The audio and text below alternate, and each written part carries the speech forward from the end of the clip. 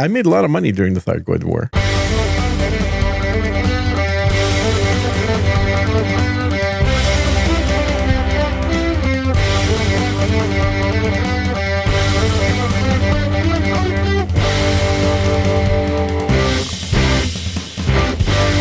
Starting 5 minutes early just to anger CFB. This is episode Everybody with OCD is going to be pissed. Like, why are you doing that? My clock doesn't say it's time. It's wrong. That's wrong. You started wrong. We're not doing the show. It's actually not part of the show. This is totally a different thing. Okay. Let's pretend. Unrelenting 148. Yes, this is the Unrelenting secret portion, I guess. Yeah, the pre-show. After the post-show. That's right. It's very confusing. It is to me. It's pre-relenting. That's right. Sir Lee Mofo. Thank you for being on time and early. That's good. In the troll room. I like it. And I want to take some time here to thank everybody that has donated to today's show. Donated? What? Mark Ginty started a new $10 a month donation, and that came through for this show. Thank you, because you're alone. You are on an island. This is the show for Mark Ginty. Yeah. We haven't heard from our Australian friend for a while, huh? I know, and I was going to mention that, but I'm like, I don't, because I know he was listening to some live, and I'm like, we're not angling for a big donation. We just want to know if you're still listening or not. We care. Yes. No, he's given plenty over the years, but Australia's crazy. We want to make sure you're okay. Dale from Down Under. Just give us a wellness check. Yeah. It's a beautiful day. How are you? Oh, I mean, any day you're not in the hospital is a good day. Oh, we're down to that, are we? 39. I mean, all right, let's kick it. Kick what? The bucket? You want to play our theme song or not? Didn't we just do that already? We doing another? We're still 3 minutes early. No, we're good. Let's go. We did. You don't want me to put this in? It's the part of the show. We're in there. You want more theme? I didn't hear it. Let's play it again.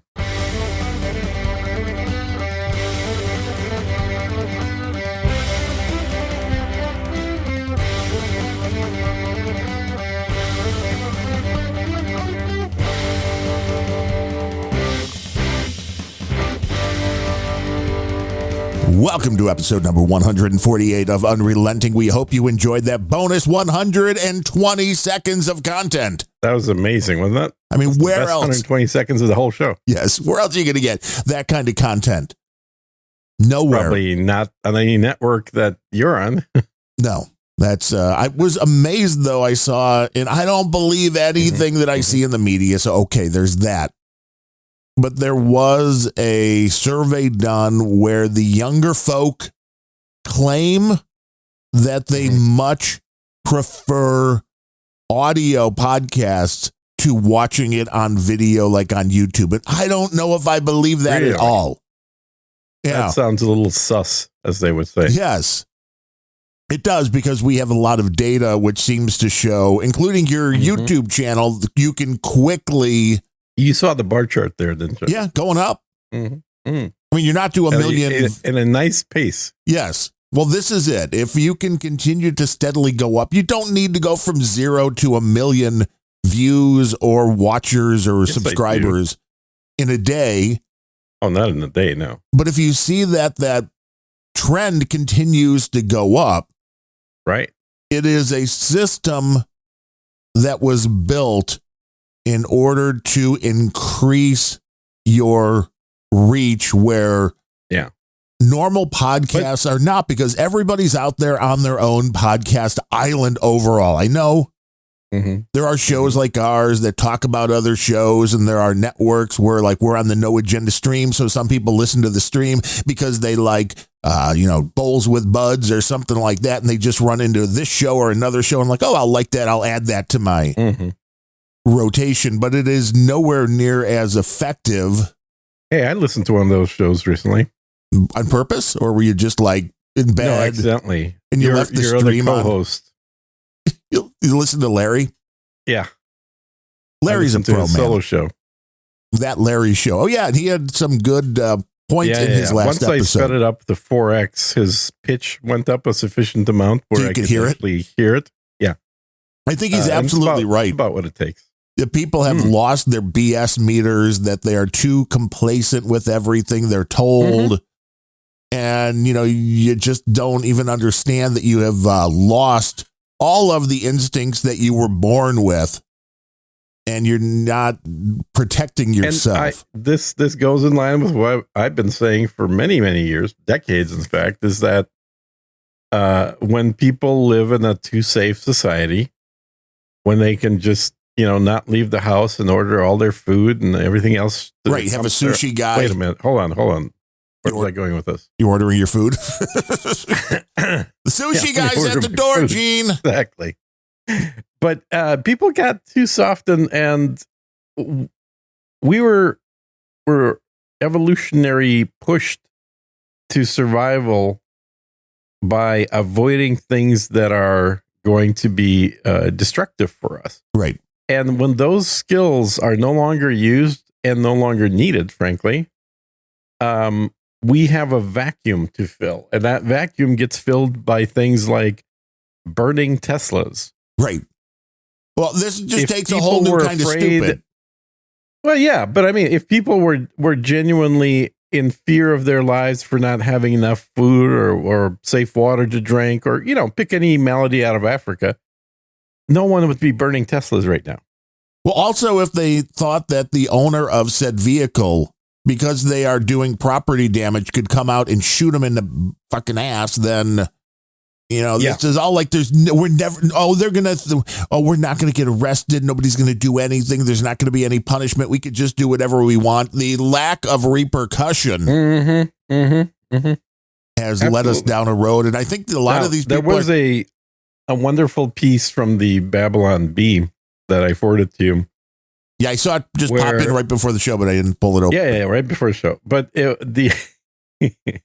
there's actually a couple of them that I sent. I think I also put one on X. But this one was just perfect. It's like with Passover coming up shortly, Tesla owners are painting rainbow flags on the sides of their Cybertrucks to avoid getting their vehicles burned. Well, here's the other thing. In the wacko leftist society that we have, that's the only way a leftist is going to understand it's a hate crime. What you're doing is if it has an LGBTQ sticker on the Tesla. It's like, no, they're all hate sticker's crimes. Not enough. It's the picture's literally the whole door is painted in a rainbow flag. Well, it does look like kind of a big blank slate Easter egg kind of thing. It does. It kind of does. But it's, yeah, I mean, you remember the story of Passover, right? Vaguely, why it's called Passover? Because you got passed over so many times? Well, because God was angry at the Egyptians and he was going to... let my people go, that whole thing. Kill all the male children, which kind of, stops your bloodline. Technically called a genocide. Yes. Well, no, not if you're leaving the females. You're not. That's not a genocide. It is a gendercide. Gendercide. Yeah, exactly. And so it's a gendercide genocide. Well, it's also kind of ironic that if you look back through the history of the Bible, at least, you'll find that God has committed genocides quite a number of times. Yeah, when you get something wrong, I mean, Gene, if you're making a batch of cookies and they come out totally messed up, you don't eat them, you throw them away, you try again. Now you're calling God a baker. Cannibal? He's a baker. A baker cannibal? Right.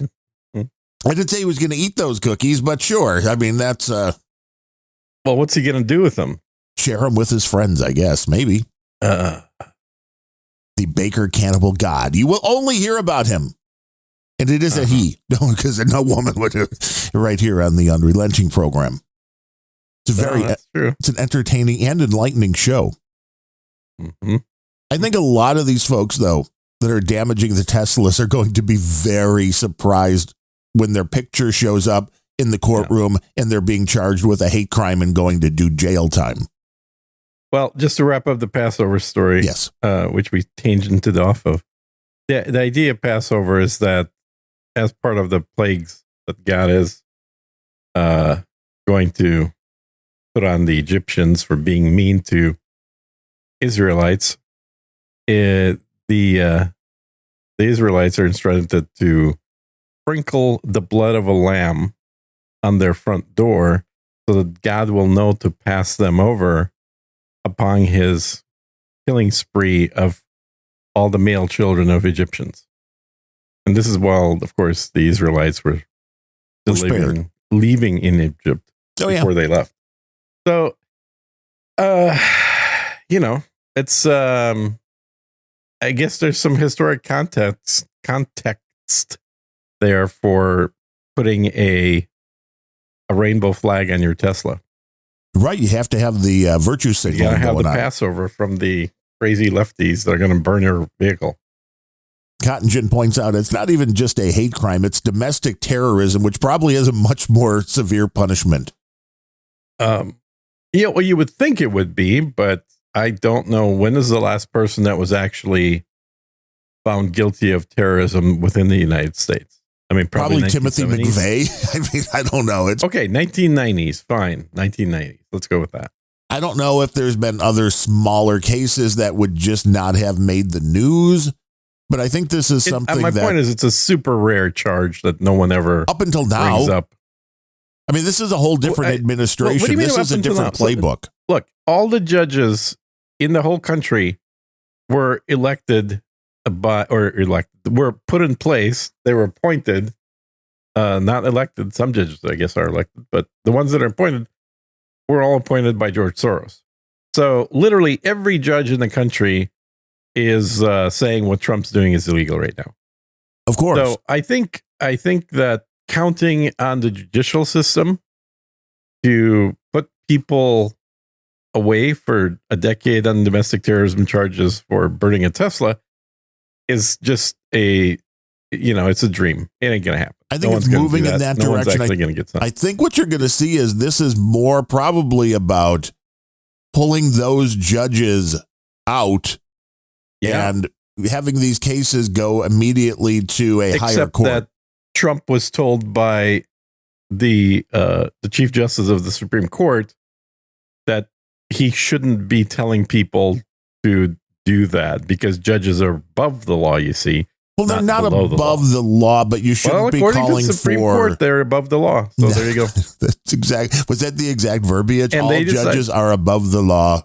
That was certainly the implication of a judge who is not presiding over any case, but simply decided to tweet and say that Trump has no business telling people that judges need to be.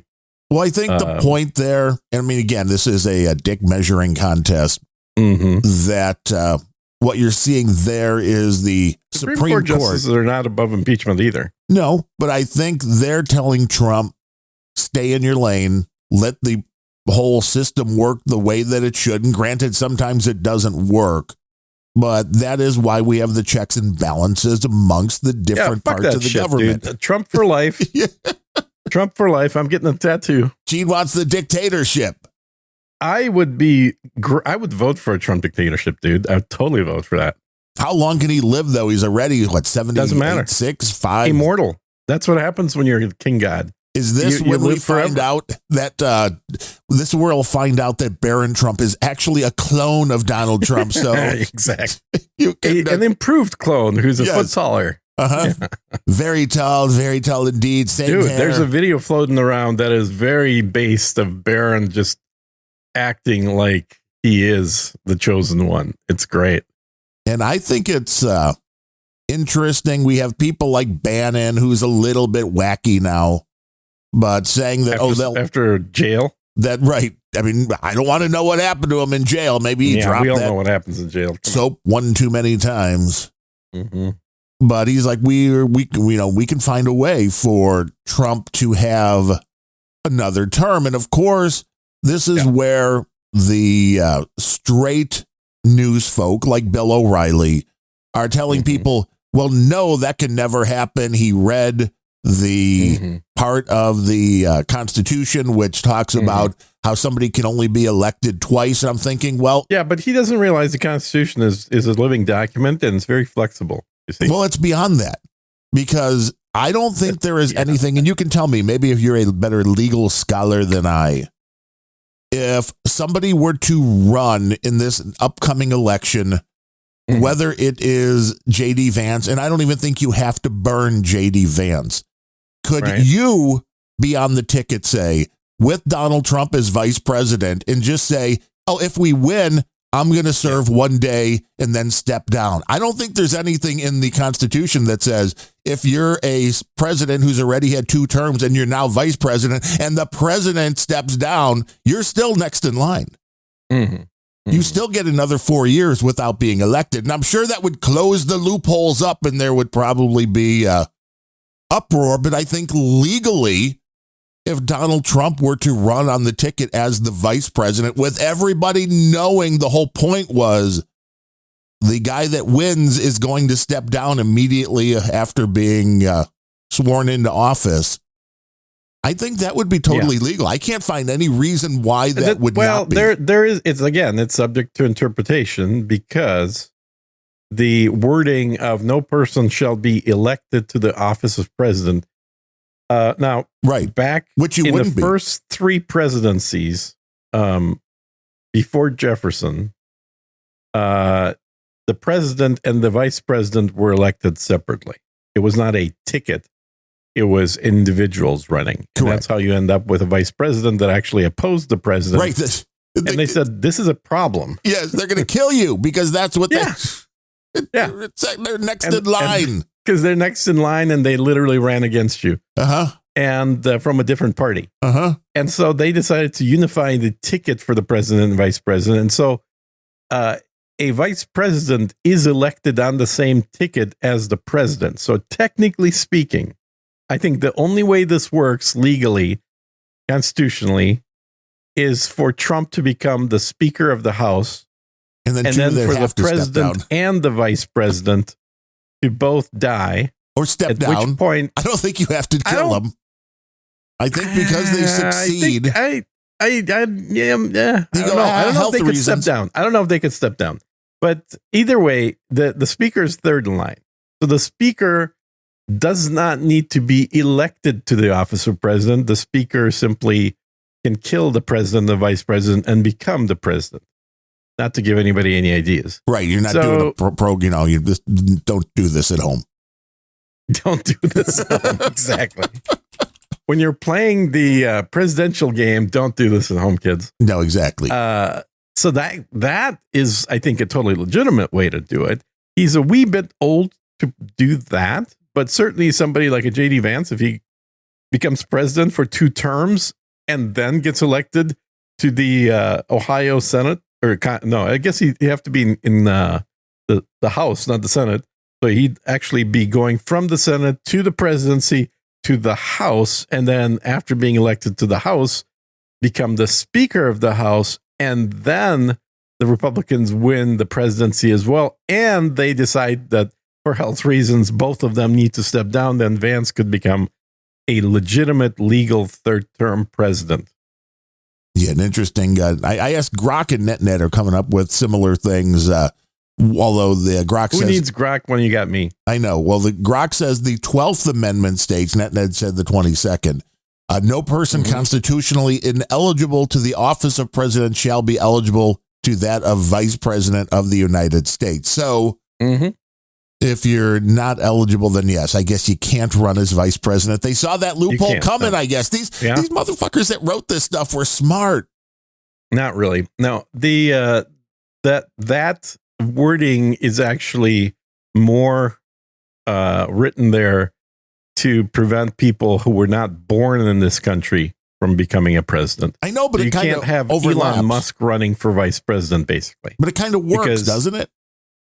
What do you mean? Well, it does work, but I'm just saying that's not why they wrote it. I know, but it's because there were no terms. They were so good that they put it in there without even knowing. Without knowing it, yeah. Well, there were no term limits, remember?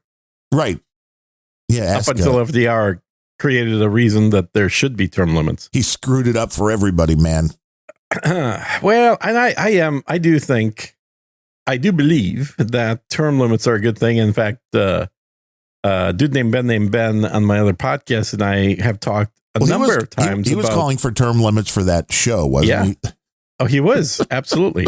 And he believes that term limits should exist for every job in the government regardless of whether it's an elected office or not. So effectively, if you become a working bureaucrat in Washington, you would have a maximum of 12 years, at which point you would mandatorily have to be fired, because nobody should work for the government for longer than 12 years. I agree with that greatly. I think that's a lot of the problems that we've seen with Doge now addressing are the net result of lifelong bureaucrats in power siphoning off funds out of the tax collection for nefarious purposes.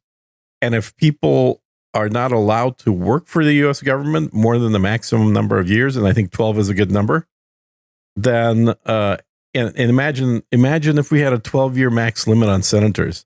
Right. No Nancy Pelosi's, no, and I don't want it to be shorter than that head, because it takes people a while to, probably a couple of years to figure out how the system works. Yeah. But it's kind of like a baseball player. You're going to hit. But I'm not sure that we want them to figure out how the system works either. No, I want them to have at least a basic idea.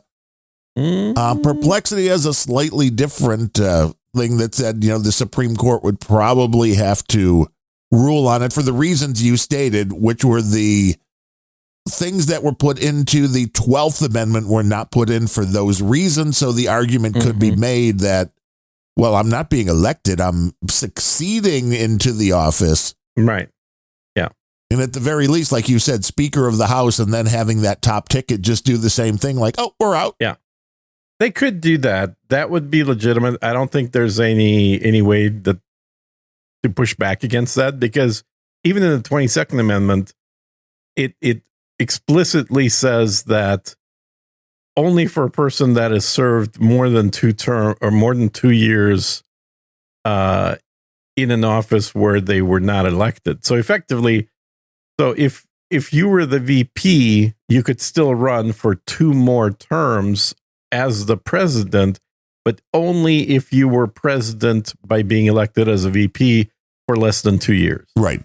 And I think that's actually an argument for the Speaker of the House, because you say, look, if the president was elected to be president for 2 years and then becomes the Speaker of the House and is in a situation where the president and the vice president both abdicate, as it were, and then the Speaker becomes president, that is still serving for less than the 2 years that's mentioned in the 22nd Amendment. So there cannot be a preventive measure put in place against that in any interpretation of the Constitution that I can see.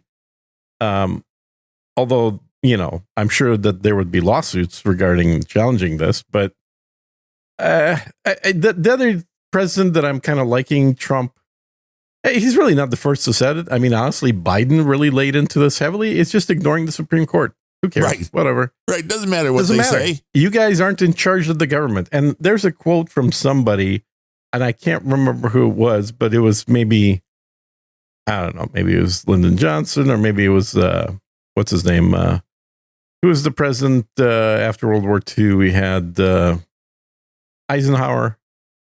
But essentially something to the effect of, okay, Supreme Court, you and which army are going to enforce this on the president? Like the Supreme Court, well, none of the courts have an enforcement arm. The enforcement arm is underneath the president. Right. So which is they what they have were, to only rely on the goodness in people's hearts to enforce what they say. Well, that's why they tried to sow so much fear. What? That's why they tried to sow so much fear with, oh, he'd be in charge of the army, man. He'd be in charge of the military. Well, and that's the thing. It's like, who is going to be more afraid of violating a judicial order or violating the commander-in-chief? Right. I mean, defying the commander-in-chief could get you hung. Yeah. And in the olden days, it has. Yeah, treason, baby. They used to take that shit seriously, not like today. Yeah. Yeah, exactly. So, I don't know. I think what we're experiencing in a lot of ways as a result of Doge to a large extent, and the other executive orders coming out on Trump to some extent as well, is the activist judges are all crawling out of the woodwork trying to put in place preventative measures for political reasons. This is what activist judge actually means. This is a person motivated not to adjudicate right and wrong fairly and equally, but to utilize their position to effect political change. And that is literally what they're saying. I mean, this is why the Babylon Bee, that's the other thing I sent you, is 10 more judicial judicial orders coming down. And they were all, joke ones, but it's kind of like Trump ordered to, what was it? I'm blanking out on what they were, but they were Did you have your B12 today, Gene? I have not had any vitamins yet today. Get that B12, everybody. We know that our buddy, the Dilbert guy, Scott Adams, he has the simultaneous sip. Here on Unrelenting, we have the B12. The simultaneous. Yeah, what if I take two of these? Is that a bad thing? Should I just double up on the B12? Get what has it got? 12,000 micrograms of the B12 in here, so I'll take 24,000. I am not a medical doctor. I do not give medical advice. Not offer medical advice. Everybody take your pills here on. It's way better than the simultaneous sip, Scott Adams. Take that. We are popping pills. I had a little CoQ10, always good for the heart and the blood pressure. Cocaine, Q10. Had a little bit of flecainide, had a little bit of metoprolol. But only take what your doctor gives you, kids. Gene needs the B12 so we can remember what he sent me earlier. Exactly. It was damn funny. I just can't remember it. Then get to the troll room. No agenda. What else I'm going to take, along with the B12, I'm going to take a hit of this. Take a little hit from the bong. Did you get the bong from Black Name Loca of the Texas Hot Glass? Nope. That's something different. Going to color my tongue blue. Oh, and CSB boosted 19 minutes ago. He always waits till the show starts, like he doesn't think the show still exists. That's right. Which I understand to a certain extent. Take some of my Canaanite. Oh, did you get some of your methylene blue? I do. I'm doing a little methylene blue, a little nicotine, a little caffeine. Oh, you're going to be bouncing. All the good things. A little bit CBD, all in one pill. It's technically not a pill. It's technically an edible, I guess. But I was going to say, has this been proven by a third-party laboratory? I got a prescription. Howdy, Gene and Darren. I'd like to recommend movie Snow White. Oh, no. You'd like to recommend the movie Snow White? Yeah, he wants to recommend Snow White. Have you not heard anything about the Snow White movie? It's woke. And they have, well, there was something about the dwarfs too. It's the worst Disney movie opening of any movie ever. It's they did like 12 million. He says where the titular character is played by half Polish, half Latina, average looking girl, and ugly evil queen is played by Miss Israel. Now, yeah, exactly. That's exactly right. Now in cinemas, yo CSB. So I did not know the evil queen was played by a Miss Israel. That's interesting. And, you didn't know Gal Gadot was Miss Israel? Gal Gadot was playing? Okay. Yeah. That makes sense because I saw something where she's like, I came out for Israel and got a bunch of hate and didn't really understand it. And she was in the Israeli army. Well, I knew she was Wonder Woman, which I have not seen that movie either. Should I see Wonder Woman? Is it worth? I think the first one was pretty good. The second one kind of sucked. The second one was the only good thing about the second one was about a 3-minute portion in the shopping mall, which was in the 80s, and it was very reminiscent of the 80s. You just wanted to go back in time. Shopping malls. Yeah, yeah, that was the only good part about it. That's why Gene watches the Blues Brothers. Bum bum bum bum bum down the car going through the mall. Different mall. I know, but yeah, that was here. That was it was closing. So they're just like, go at it, do whatever you want to do. Yeah, do whatever. That was the last mall that ever opened in Chicago, wasn't it? Probably. They've only been closing ever since then. Actress that plays Snow White is. I mean, granted, I haven't seen the movie. Most of the photos I see of her, she looks very. Nobody weird. needs to see the movie. Trust me. No.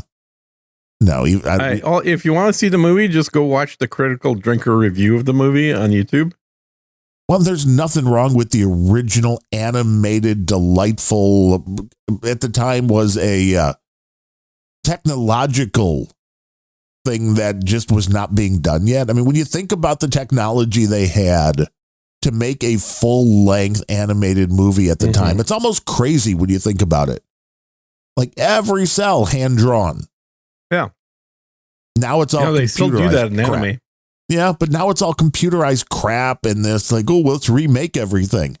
And I hear Disney is trying to sell off Star Wars, this is kind of like Playboy fucking up the concept of putting hot chicks in the magazine. Oh, yeah. Yeah, they did. Well, that happened after Hugh's daughter inherited it. Right. And they had a trans model. And they're like, oh, wait, people don't want to see that? Oh, there's a different magazine for that, I'm sure. Yes, exactly. And that's the whole concept with everything today. You can have a different magazine. You can have a different place for people to go. I want the Sports Illustrated swimsuit issues of yore. I don't want to see 400-pound women. I don't want to see women missing limbs. I don't want to see trans women. I don't want to see women with skin conditions where their skin's two different colors. I just don't want to see any of that. They're all defective, yeah. You want to see non-defective women. Preferably. Yeah. Preferably. And you know why? Because biologically, over millions of years, we have evolved to cherish perfection because it means the genetics of that person are more likely to successfully be passed on. And all the stuff you mentioned is less likely to exhibit good genetic traits. So why pass it on? It's like, we are just following the science. Can't you understand? Evolution, man. Can't argue with it. Following the science. And so, I mean, we won't do it to Cotton Gin. Now, when you say today. science, do you mean Fauci? No. No. But won't do it to Cotton Gin because he came through big on the last episode. But I mean, CSB with 4,000 sats. I mean, is anybody going to come in higher than that? Anybody today? Come on. It was very successful last time. We got Cotton Gin. What are sats? They're like at 83,000 right now. So that's like, what, $1.50? $1.50, it's something where in that. It's getting close again to $1 per, 1,000 sats is about $1. Let's see, I can tell you exactly. But it's nice when you get the big. Not 83 cents. And I got to figure out who owns the, is Adam own the Podfather, the node? The node Podfather is down. Uh-oh. I'm like, what's going on there? 84 cents per 1,000 right now. Yeah, that's what I thought. 84 cents. Yeah. Yeah, Surly Mofo says Kathy Ireland. Oh, yeah, if you want to go back to the 80s, Kathy Ireland was a fine good way body, to do it. But man, she had a chin that was wider than Superman's. Yeah, but great eyes. Yeah, the eyes were pretty good. She got multicolored eyes, if I remember right. That's why you don't know where you're supposed to look. Well, you always look at the eyes first. Where else would you look? I don't know. Up, down, left, right. Yeah, up, down, left, right. What are you opening up, Gene? I'm actually putting away my my food delivery bag from yesterday. Oh, did you get something good delivered? Because it was right by my foot, and I'm like, I keep kicking this thing and probably making the sound, so I should put it away. If the so now what happens? I mean, although you're not the guy to ask, when the this Lightning channel closed, it seems, and I don't know if it's actually owned by Adam, but it was named Podfather. Now, if that goes offline, it's been offline for about a day. If I close that and that's offline, that'll just. Well, it depends. If you had your money at the same place that I had it, you're never getting it back. Yeah, you're never getting it back because when they close a channel, you see that money's tied up permanently with them. Those bastards. No, I'm all just on the separate, running my own hub. And I was moving things off, trying to get liquidity the other day. I was almost going to move your stuff over to a Bitcoin as well because, like, I need to move the sats. They're just sitting there.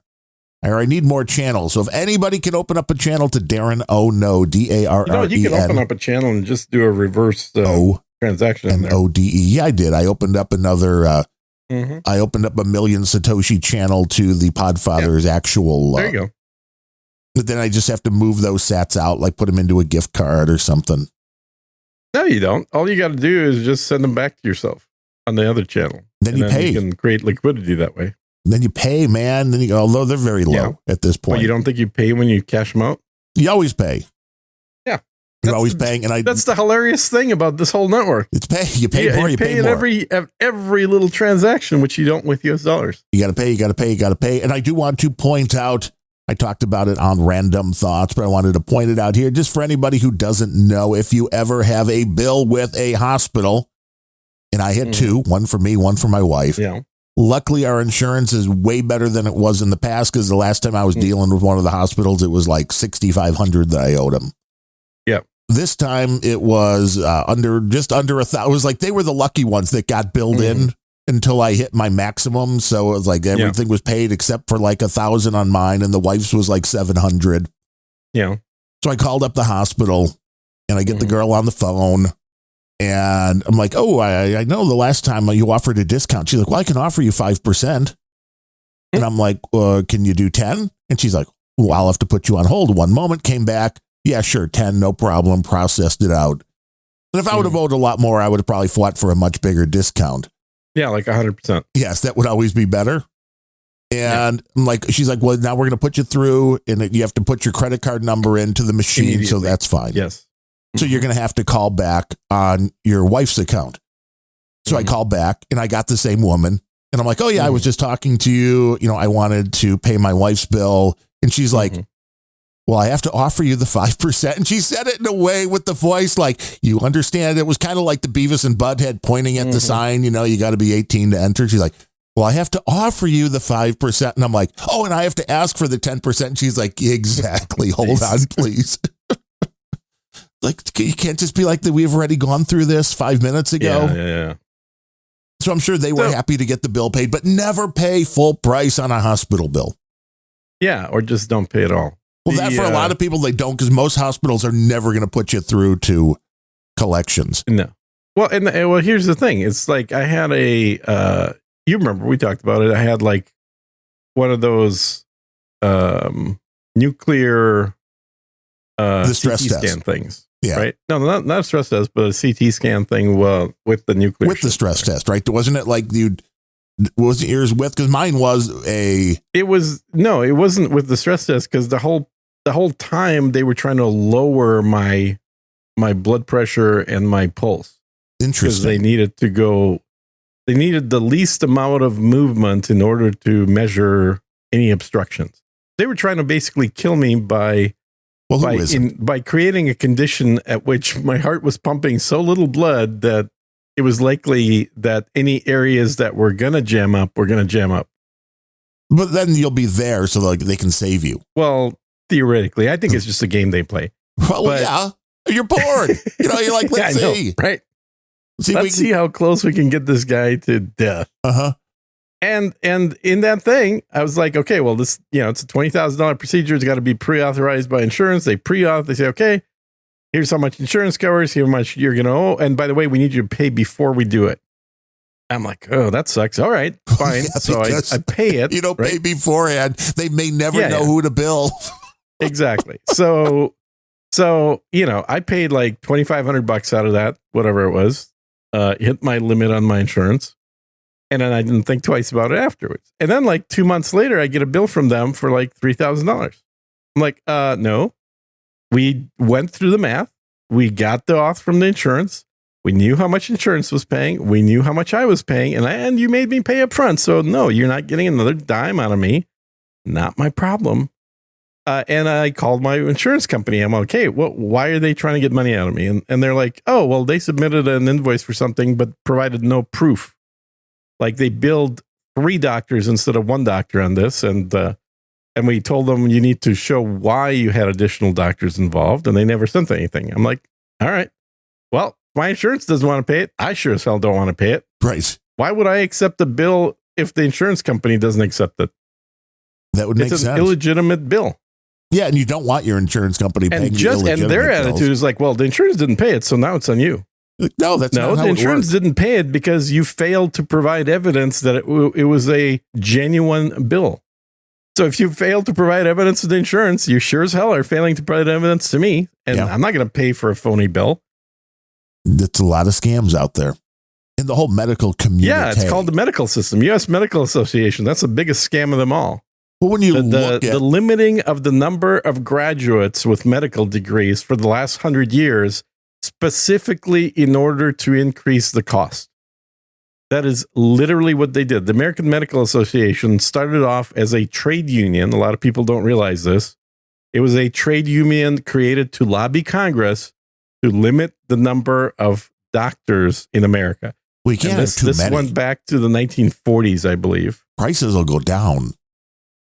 Yeah, and so they're against allowing people that have medical degrees from other countries from practicing, and they're against having a higher number of graduates of medical degree programs.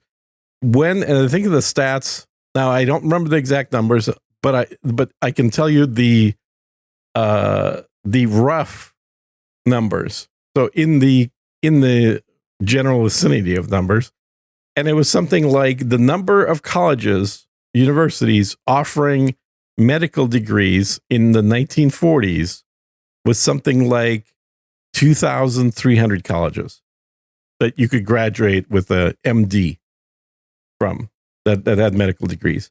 By the 1970s, that number shrank to like 120. Today, there are less than 20 colleges that you can get a medical degree from. And the only reason for that is to control the number of new doctors entering the workforce in order to maintain a higher salary. Think about that. Billy Bones wants to know, would you prefer the USA healthcare or Soviet healthcare? And I don't know if he means Soviet like old or like I know, current right? Russian. Well, current Russian healthcare is actually pretty good. It's the same as the US though, is that they cover the small minor shit, but if you want some more expensive stuff, you got to pay money. But as far as Soviet healthcare, it was extremely split. So my mom had a friend that was a doctor, I remember, and they had good doctors. You just couldn't get in to see them because they were typically assigned to only work on party members, so political party members, right? So it wasn't even rich people per se. Like if you were, managed to somehow get relatively wealthy, in any legitimate or illegitimate way, it doesn't mean diddly squat back in the Soviet Union days, because what was actually ahead of being more wealthy was being connected to the party. So if you were higher up in the party, that's how you got the best treatment. But the average, the average medical care was probably, compared to the US, probably like 20 years behind. So there's still healthcare. It's just, it wasn't great healthcare.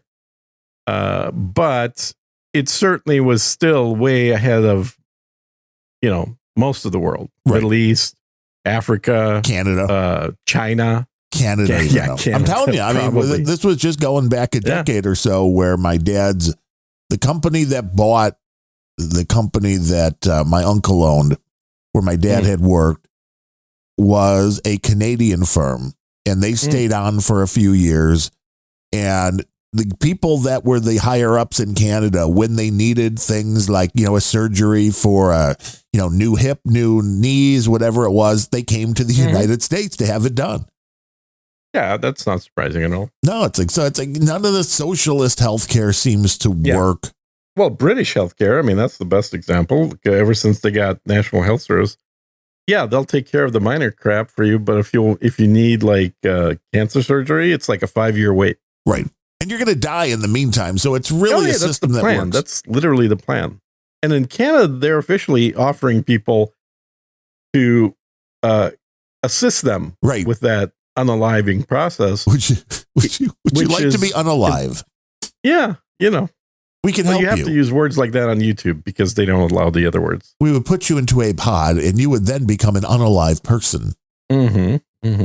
And plant food, in the matter of speaking. Removing your pain entirely. It's 100% effective. That's right. Yes. Well, we're just going to run a car in a closed garage and we'll help you take care of things. But I'm not complaining at all about our insurance coverage. It's, much better to have a I think it's a $250 deductible and $1,000 max out of pocket. Yeah. Weren't expecting to have $2,000 to pay over a 2-week period. But still, it could be a lot worse. And the insurance companies have not said, no, we're not going to cover something. And the way I look at it, once you hit your maximum out of pocket in March, you're looking for things to get done. I mean, you got until December. Yeah. That's the year you're going to make sure you get things done. But that's also the year the insurance company is going to be extra special good at denying coverage. Be like, we need to get this done. We need to get this done. Normally we'd say okay to these pills, but maybe you shouldn't be taking them anymore. Well, I couldn't believe, I mean, again, I can believe because I know the way the system works, but they gave me for 1 month because of the AFib, a blood thinner called Xarelto, starts with an X. Okay. And we picked it up at Walgreens and it was like $20, but then the Walgreens thing said, if you get this refilled, it's like $600 for 30 pills. Okay. I'm like, damn, for a blood thinner, $20 a pill? That's crazy. Does it matter whether it's a blood thinner or something else? I mean, no, it doesn't. I mean, it really doesn't. But just for the blood thinner, maybe, because I know there are other blood thinners and I don't know what the difference is with this one where my dad's on warfarin and has been for decades. And with that, they are very clear that they have to monitor it at least every few weeks. They make adjustments to it if your blood is too thin or not thin enough. Where this one of the things that it said was specifically, which is why my dad is taking it, which is having an artificial valve. This is like not for people with artificial valves, but it also doesn't have to be monitored. So I don't know, if it just does it less or it's more self-regulating, why it's not for people with heart valves, what the difference is. I don't know. It melts the heart valve, obviously. Maybe, which is great. Yeah. It's just going to take care of all the bad things. And I will say, again, I'm not a doctor. But I knew, really? Shit. We're not giving medical advice. But I knew what happened last time as I had talked to you. So that script that you wrote out for me, that's not legit? I mean, no, that's totally fine. That's from my, all right. Good, that's from the South African.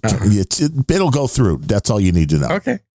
Yeah. After as long as the handwriting's messy, they tend to go through. Right. But after taking the antibiotic, and again, from day one, right, the PACs, the premature atrial contractions, were completely slowed down and stopped within a couple of days of starting the antibiotic. Oh, totally. Yeah.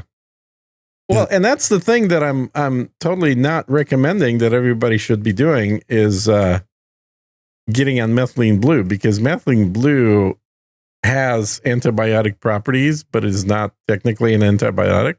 Now, do you, the longer you take that, like normal antibiotics, do you start working up a resistance? No, because it's not a normal antibiotic. It's just helping your body fight. No, it's actually a poison. Oh, so it actually kills the bacteria. Everybody drink poison. That's not medical advice. Drink poison. No. Well, I mean, I've often, said that people ought to be increasing their CO2 levels in the house. Well, yeah, you do. Kills all the bacteria. Gene is just afraid of having a really well-trained group of militias come in, Navy SEALs drop in. But since there's no oxygen in the environment. Good luck dropping in, boys. Gene's just slowly walking out as they're all falling down. I see you still need oxygen to breathe. Well, too bad for you. Suckers. It's a whole different thing. That's right. No, once you convert your body to stop using oxygen, all kinds of new possibilities open up. Just take it liquid form. Mm-hmm. Well, it's interesting. I just actually posted a review on Amazon. I just bought a hand-operated emergency portable breathable air tank, let's say. Okay. Which is... we'll say it. Something I got on Amazon. Well, we noticed this when picking up the prescriptions the other day from my dad in Walgreens. There were canisters of oxygen being sold. So there's a company now where you don't need any prescription or anything. You can just buy canisters of oxygen off the rack. I'm like, that could be kind of dangerous, couldn't it? Maybe.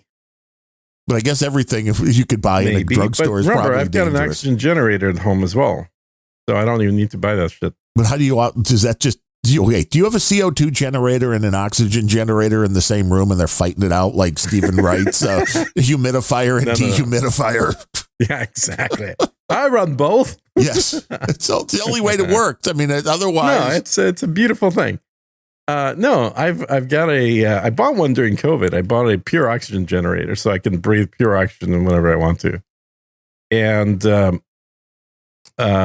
that can spit out, well, it's not pure technically, it's 95% oxygen. But it's pure enough, right?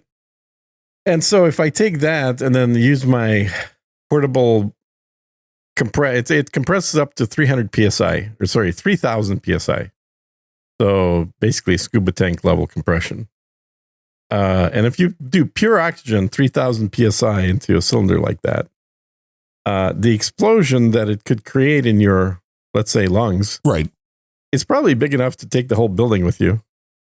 But yet it's all over the counter because, America. Drug. Right. Right. America. I saw that and I'm like, this doesn't seem right. I mean, again, you have to use it in a very, you have to know what you're doing. Yeah. Yeah. Be and cautious. I was actually, one time, this is years ago, I was on a brainstorming meeting board for a company that was trying to create a new product. And the product that we came up with was actually to have canned air from exotic locations on the earth. I mean, you have canned water from exotic locations. Why not? Exactly. So our goal was like, well, what if we go to the Himalayas and then we suck up a lot of the air out of there and then compress it and sell it in bottles as bottled air so you can get all the health benefits of breathing Himalayan air. Like that sounds like a perfect product to sell that has very little cost. Well, yeah, because it's air. Definitely, it's air. You're buying air in the can, yes, but it's air that you normally wouldn't have the opportunity to breathe because it's from the Himalayas, right?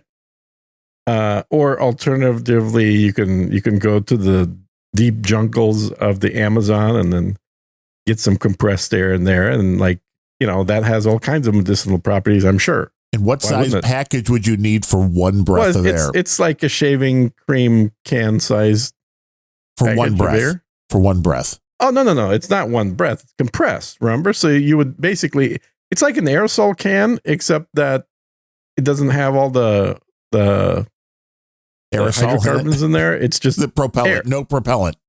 No propellant of any. It's just air. Yeah. Because that would burn your lungs right out.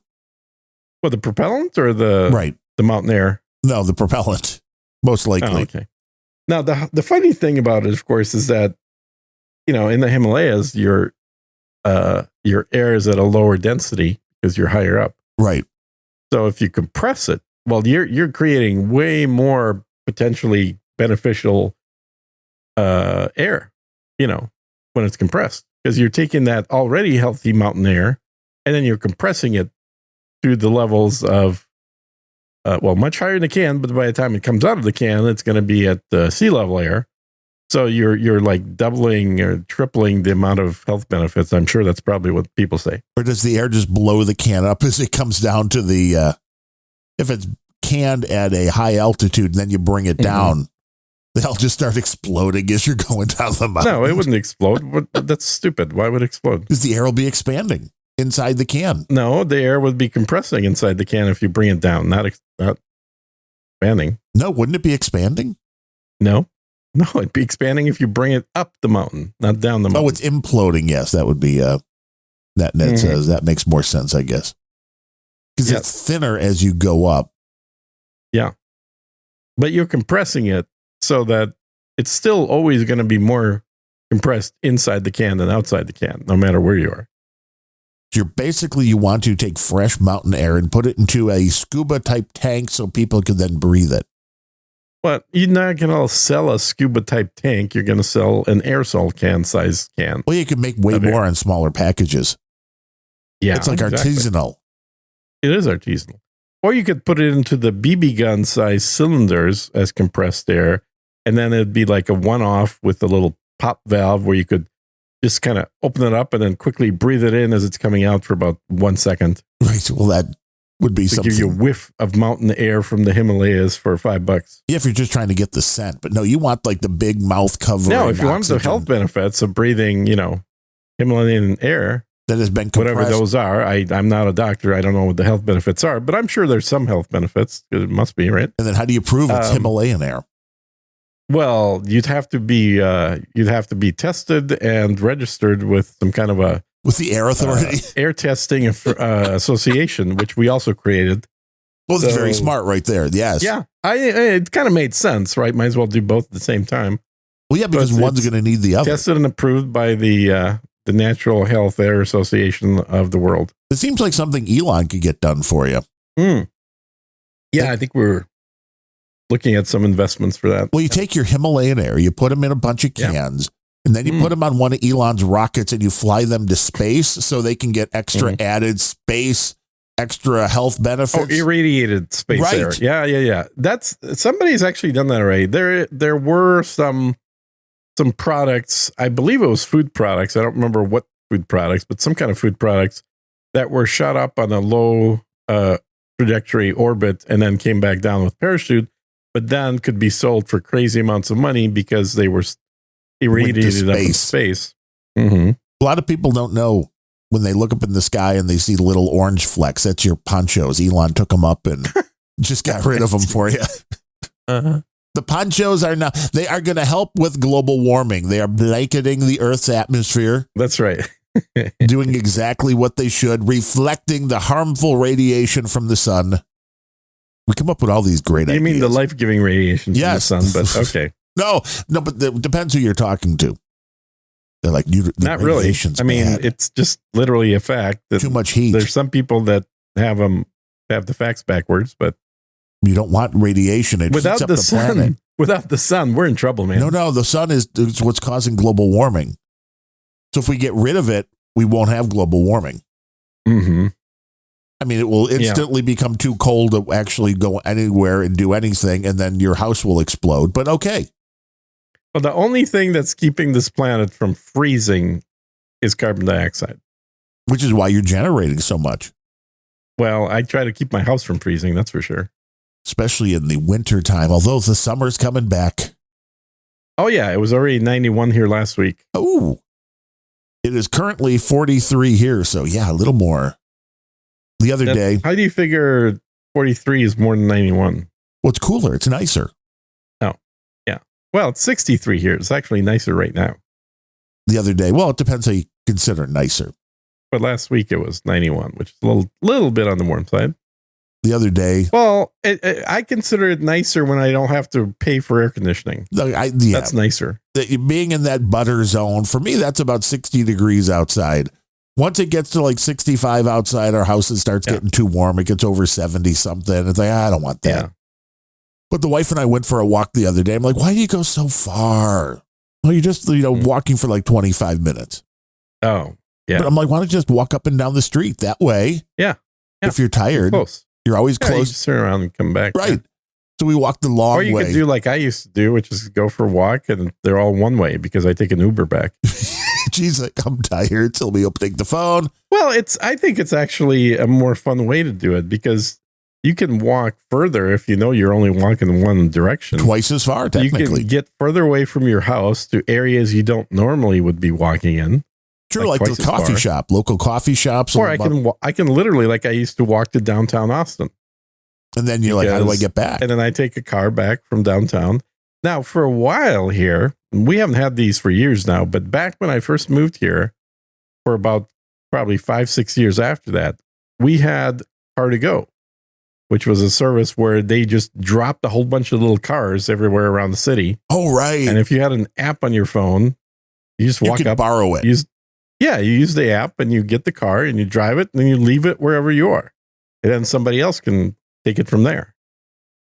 It was very handy. I used it quite a bit. So I had 2 cars sitting in the garage. Then I'd be driving this rental car and doing my bit for global warming, obviously, because we need more of it. and it was super handy. And they all used the little not the minis. They used what were those cars? The little tiny ones, the compact cars. The little Mercedes. You're thinking of a brand. Yeah, no, it wasn't like one of those little clown car. I mean, they had like the little Yugos. You have the Mini Coopers. I'm sure a little bigger than those. Mini Cooper is not small, dude. Mini Cooper is actually a decent sized vehicle inside. No, it was smaller. It was the little tiny ones. It was what were they called? Fiats. No, they were smaller than that. Wow. They were. It's the car that basically just has the door. Like you have no idea where the engine is. Oh, right. The like that opens on the front. Yeah. What the hell was that? No, it does. No, not that. Not one of those little like crazy. What were those? Someone's got to remember one what those door. things What do you mean called. one door? They were made by Mercedes, and they were basically just one Nazified company.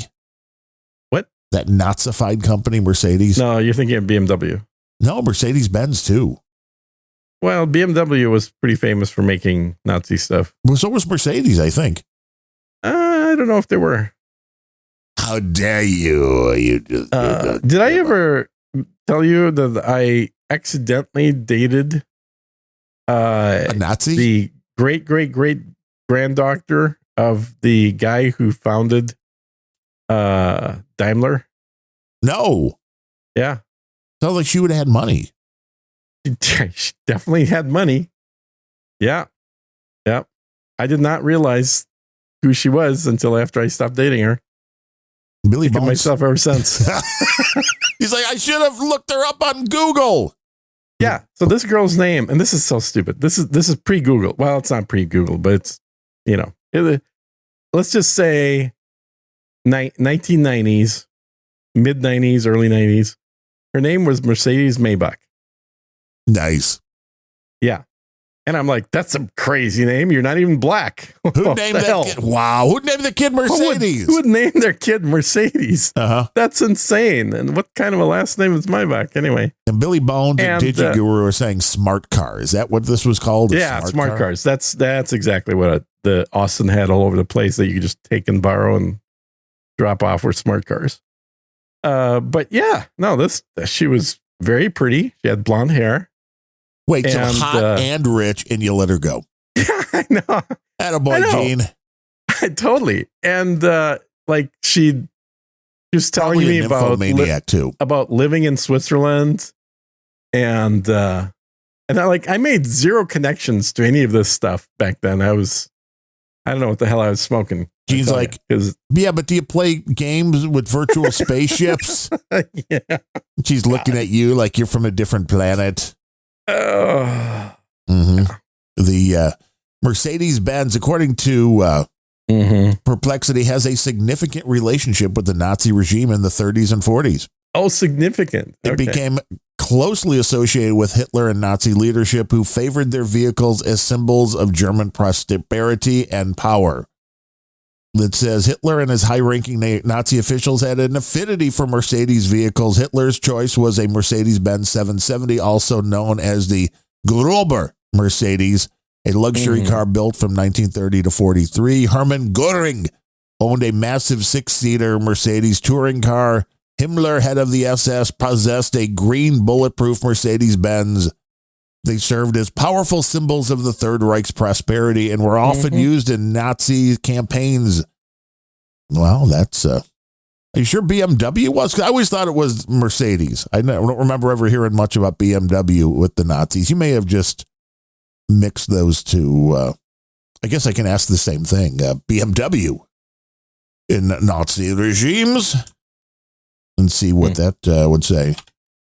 And let's see, everything is always ask the AI, but at least the one nice thing about Perplexity is they give you with every line almost a source for where it got the information. Yeah, that is good because it's otherwise you're like, did you just make this shit up? Of course, he could make up the sources too. It also says that BMW had a significant involvement with the Nazi regime. Let's see. Hey, I know what you could look up next is Hugo Boss. They were manufacturing aircraft engines. Okay, they liked the cars from the Mercedes, but BMW was actually making the war machines. Yeah, exactly. Wow. Exactly. Mercedes just made cars, man. Like, fuck both of them, man. Uh-huh. But BMW also manufactured the motorcycles that a lot of Nazis were using motorcycles. With the sidecar. Yes. Well, those were cool. You're just remembering back to Hogan's Heroes. Yes. Yeah, I remember those. Exactly. I know. Oh, and anybody I know, that's exactly what you'd be imagining. If you've never watched Hogan's Heroes, you owe it to yourself. One, it's a really well done series. Mm-hmm. And two, we watched it from a download.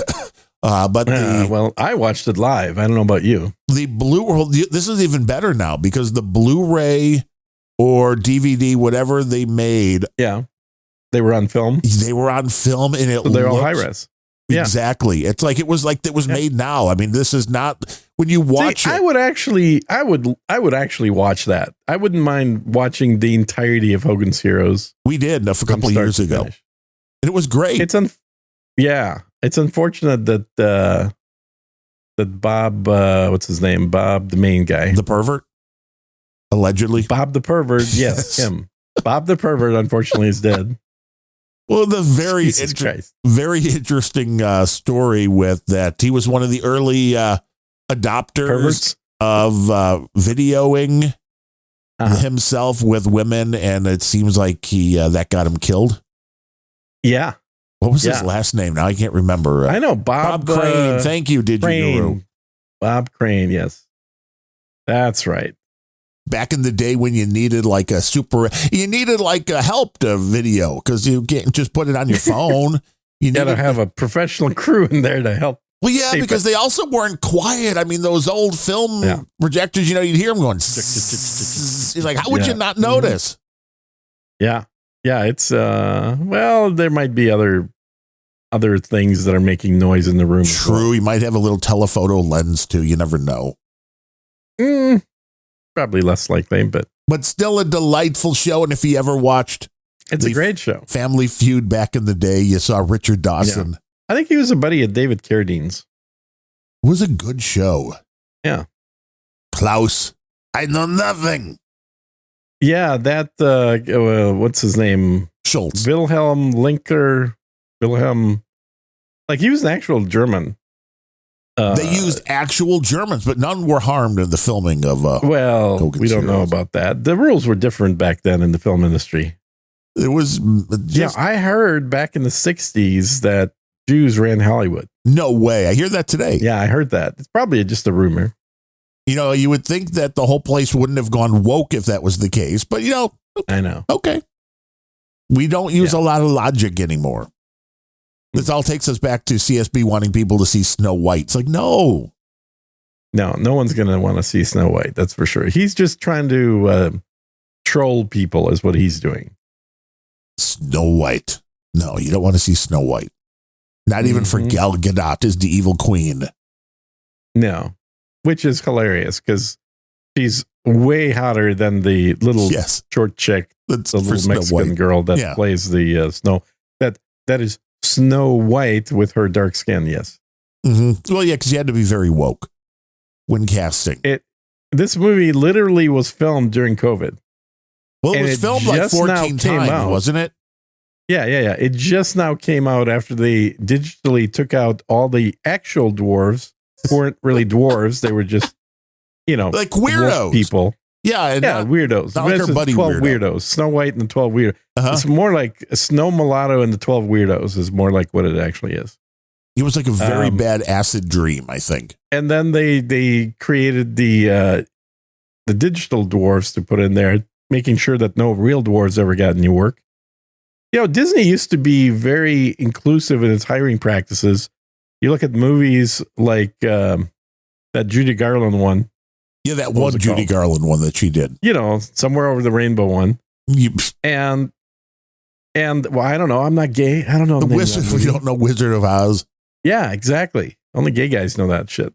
Somewhere over the rainbow, way like I said. Up high. So now, why are you singing that in the style of Tiny Tim? Well, no, that would be somewhere over the rainbow. Exactly. Way up high. Mm-hmm. Way up. Way up high. I need a ukulele. Yeah, you do. Now, didn't he die? I think recently, yeah. Yeah. I mean, the guy made a career out of that, which was a beautiful thing.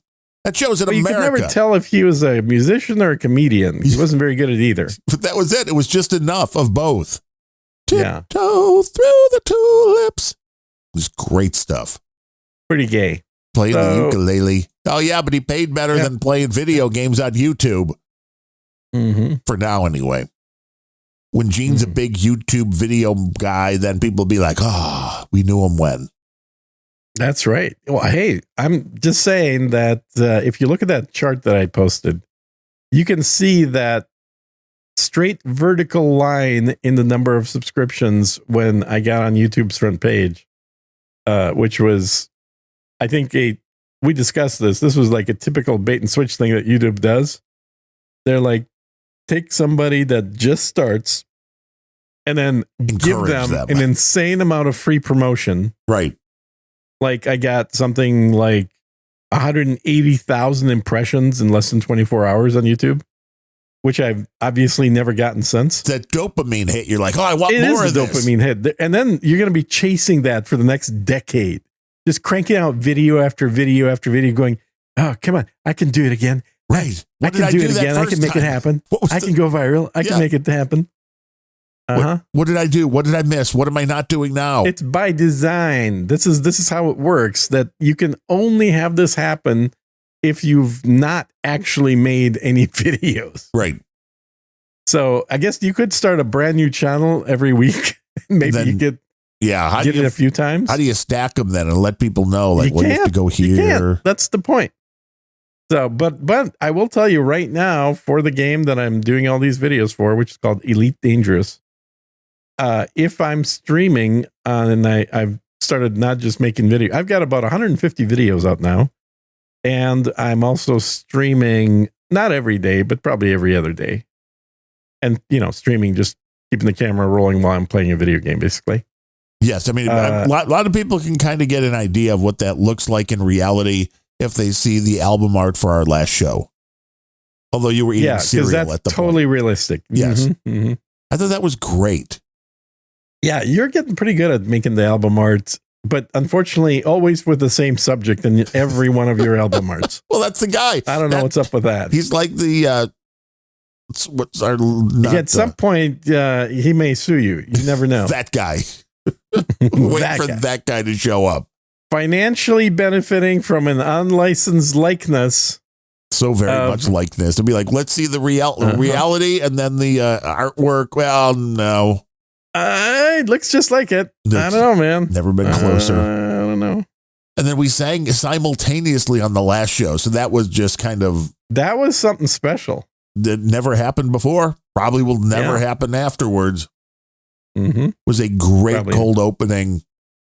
Everybody should go listen. It's probably the best show we'll ever have done. I think it's downhill from here. Yeah. I will say the beards are getting better from your AI than they have been in the past.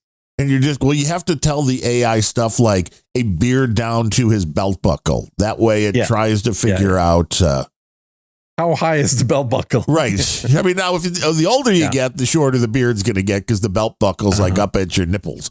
Yeah, exactly.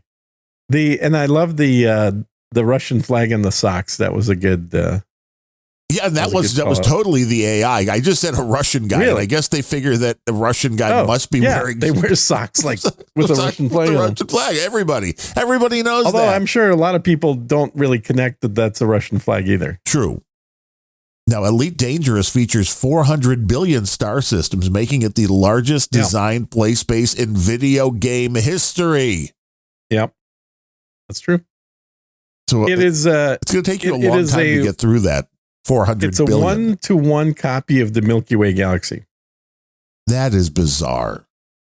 I mean, I'll tell you what's funny about that is when you have the entirety of the Milky Way and then there are videos out where people have sort of plotted out, like, here's all of the places that Star Trek has visited, that the Enterprise has been during its show. And it's less than 1% of the galaxy. It's a little tiny little square. Right. And it felt like, oh my God, they're going in space. They're all over the place. They're going at, 5 times the speed of light or whatever. How about Voyager when they got stuck multiple? Oh, yeah. It's still tiny. Like I've been further out in this game than Voyager was stuck in the whatever quadrant they were in. Well, you're experiencing the aftermath of the Thargoid War. That's correct. The aftermath of I made a lot of money during the Thargoid War. War's good for money. Oh, this is a bizarre game. For business. And currently what I'm working on and what everybody in the game's working on is the latest addition to the game, since we're in Game Talk now, is colonization. So they have, after a decade now, just given us the ability to colonize new systems, new solar systems, technically star systems, because Sol is just our sun. It's not universal sun. But to be able to build space stations and even planet-based ground stations on systems that up until now have just been empty. Because you can well imagine that even in 1,000 years from now, the number of planetary systems that are that have been built up is still fairly small. Well, now they've expanded that, and in the first week, the players of the game have colonized 19,000 new systems. Now, if you colonize a planet, do you kind of own it at that point? Or? No. They make a distinction here, which is you're not the owner, you're the architect. So you get to choose what kind of station do you want. Do you want to focus the economy on mining, on refining, on high technology, on growing food? There's a lot of choices to be made about what you build, but you don't technically own it. It's all part of the computer simulation. So there are NPCs. It's all, the game controls everything basically once it's built. But it's really neat to see all these new stations popping up everywhere, because historically what you had is what was called the bubble.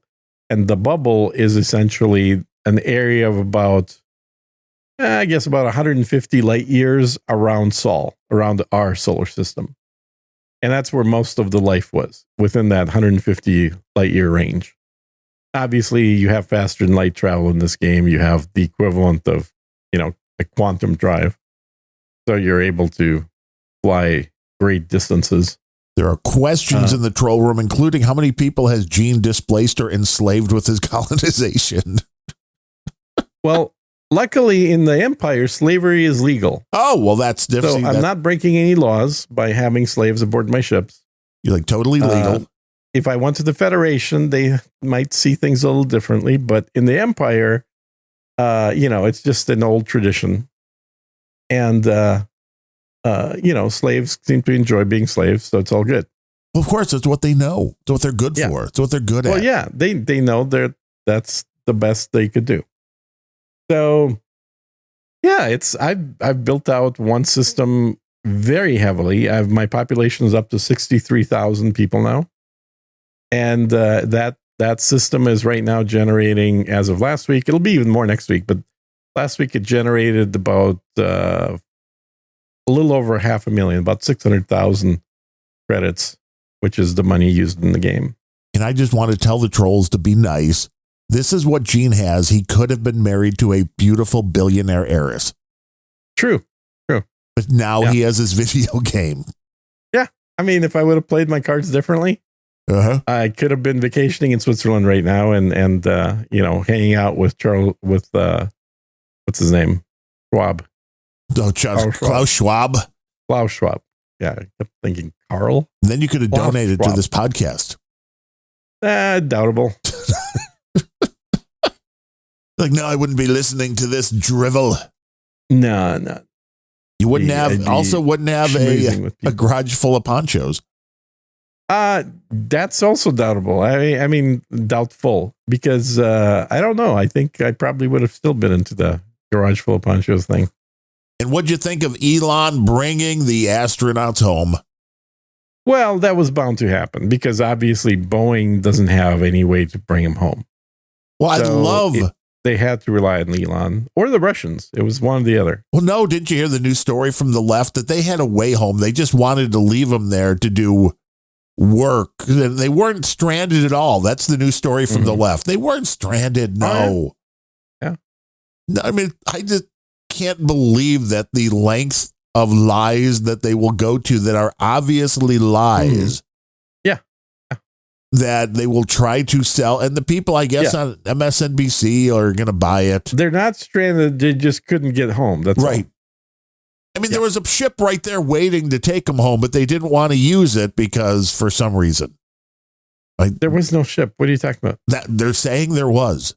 That was, they were like saying that there was a ship that they could have taken, but they didn't because they didn't want to. The one they were supposed to take, the one that they took up, they couldn't take back because it was showing errors and everybody was afraid that there's about a 50% chance it would burn up on a reentry. Yeah, which is not something you want to experience. You don't generally want to knowingly burn up astronauts. It's bad for marketing. Very bad. Bad publicity for the Especially country. Back in the day, you don't want to blow them up while all the kids at school are watching on the TV. Oh, yeah. Yeah. That and one of them was the teacher. Right. Yes. That backfired, man. That was a horrible moment. All right, kids, the teacher's going in space. Let's watch the launch. Everybody, wait a minute. What? That doesn't look right. Yeah. Everything was glorious until it looked like it blew apart because it blew apart. Yeah, because it blew up apart. Except now they're saying, based on latest findings, they very likely were all still alive right up to the moment where they touched the ground. Oh, that's even worse. Yeah. So when your ship blows apart, you're in the cockpit, which was meant to, keep oxygen in space, pretty well secured and sealed, except there's no parachute. Right, because it was never meant to. Well, and it did have one. Like in the first, I want to say like the first 6 or 8 shuttle launches where they only had 4 people in the shuttle, they actually had emergency parachutes in there. But once they started carrying a crew of 7, they scrapped all that. There was no backup anymore. They're like, oh, this is totally safe. It's totally safe. It's got wings. It'll land. Right. Nothing wrong. As long as it doesn't blow apart. Yeah. So, yeah, that might have been a very not fun experience to, get beaten up by the explosion first and then have the cockpit fall to the ground as you're watching out the front windows with the Earth approaching very quickly. Yeah, but that had to take minutes. So you're kind of like, man, I wish I had a parachute. It would take more than minutes. I mean, I think by the time they were up there, it probably took like 5 minutes. Like it was not a quick, immediate kind of smack right away after the explosion. Like they would have watched this thing falling down to the earth, and like the ultimate Tower of Terror view. It wouldn't be fun. And I know a few NASA guys, and one of them specifically worked on the piece that blew up. It was like an O-ring or something that failed, right? It was. And he blames NASA squarely. He doesn't blame the company that made it, because the company that made it told NASA, you're not clear to launch. Your outdoor temperature is out of spec. Right, because rubber O-rings and freezing have a tendency not to be pliable enough to do their job. Rubber does not act as rubber when it's frozen. Exactly.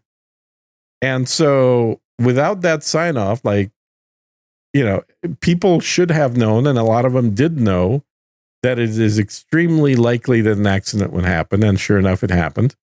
But of course, in all the congressional hearings and everything, it's Martin Marietta gets blamed for all this stuff because they made bad O-rings. It's like, no, they didn't make bad O-rings. They made O-rings based on a spec, and your weather was out of spec. Yeah, because nobody ever thought you'd be launching in freezing temperatures out of Florida. Well, you weren't supposed to. Right. Like you wait. Then, if you wait a couple of days and it warms up, then the O-rings totally thaw out. Everything's good. It's back to its original. It was a cold spell in Florida. Yeah. Global warming, obviously. Obviously. Because, global change, that's, I think, the new phrase now. Global change is people's fault. But Elon got him home. Yeah, which it should be no surprise because Elon's capsule was designed for 7 people. They generally only launch with 4 and then use the rest of the space that could house 3 additional people for extra storage space to bring more stuff rather than people up there. But it's the original design spec was 7 people. And, all they did was basically launch one with 2 people instead of 4, and then they had room for 2 more to come down. The fascinating thing to me is there was a shot of Sunny, which is the female astronaut that went up there, who's she's been up in space a lot. Like she is definitely one. She's probably a record holder, or close to it, in the amount of time she spent on the ISS. And remember, they were a test crew on the Boeing test vehicle to go up to the ISS, and were meant to be there for 1 week. They had 1 week's worth of supplies with them. And then they were supposed to come right back down on that same vehicle, except that it was determined that there were too many malfunctions on that vehicle, on the capsule, essentially, and that the risk of it not making a safe return journey to the Earth was ridiculously high. And so I think the proper choice was made to not have them return on it and just to send it back down unmanned. So that was the right move. However, immediately thereafter, there should have been a request put in to have an additional launch happen of the Falcon 9 to send in a faster way for them to return. That should have happened during Biden, probably within a couple of months of them being stranded. Right. NASA should have got their people back. And and apparently somebody from Biden's administration had told NASA, no, don't worry about it. So fine, nothing to worry about. And according to Elon, the reason is because they didn't like Elon's then just starting to get political on X. And they thought, well, we're not going to give that bozo any money because he clearly is trying to, rile sentiment against Joe Biden. Right. Don't want to give him a win. We don't want to make him the hero. Yeah. No. Don't want to make him a hero. So they just left him up there. But no, there was a ship. Now, the other ship, did that come down unmanned? Yeah. Mm-hmm. And did it come back fine? Was that? I don't know if it was fine, but it didn't blow up or burn up or anything. I don't believe so. Let me just do a quick Google. So that would be a Boeing, plus. Nobody trusts Boeing at this point for just about anything. No. Yeah. And there's a lot of reasons why, and this has been happening for a while, is that apparently the big change that happened in Boeing about 20 years ago now, maybe even a little more than 20 years ago, is that the company went from one of those old school companies, kind of like Bell & Howell and Hewlett-Packard, which always had a policy of spending 10% of its earnings on R&D. Like it was all about research and development. That was a key part of the budget every year. And they were less concerned with having large dividends going to stockholders. And about 20, 25 years ago, whenever it was, I don't remember the exact time period, Boeing essentially got bought, like their major stock purchase, by an investment firm who obviously is focused more on earnings and pulling money out of the company, giving it to the stockholders. And one of the things they did when they came in is they canceled the R&D budget, and they got rid of a lot of the benefits that the engineers in the company had, financial benefits, like, bonuses for creating new ideas and all kinds of shit like that. Right, because we don't want the really talented people that know what they're doing on the team. Exactly. And so at that point, a lot of the engineers, a lot of the people, not necessarily the guys building the vehicles, but the guys designing the vehicles, whether it's airplanes or space related stuff, they left. They left the company. A lot of them retired. A lot of them just, that were younger left to move on to other jobs. And effectively, Boeing just became a production facility rather than what it used to be, which is a world leader in aerospace engineering. And it just had a big, massive brain drain, I think is the term they use. And so ever since then, we're seeing the result of that, both on the airplane side and on the space side. Like, they're just not able to create high quality products that don't break. Like everything. You remember how long it took them to get the 787 to be able to fly. They kept having to ground the thing because they kept finding more and more problems with it. Right. Something's going wrong. Adam's been making fun of that plane for at least 10 years. Yeah, well, because people don't want to fall out of the sky, it turns out.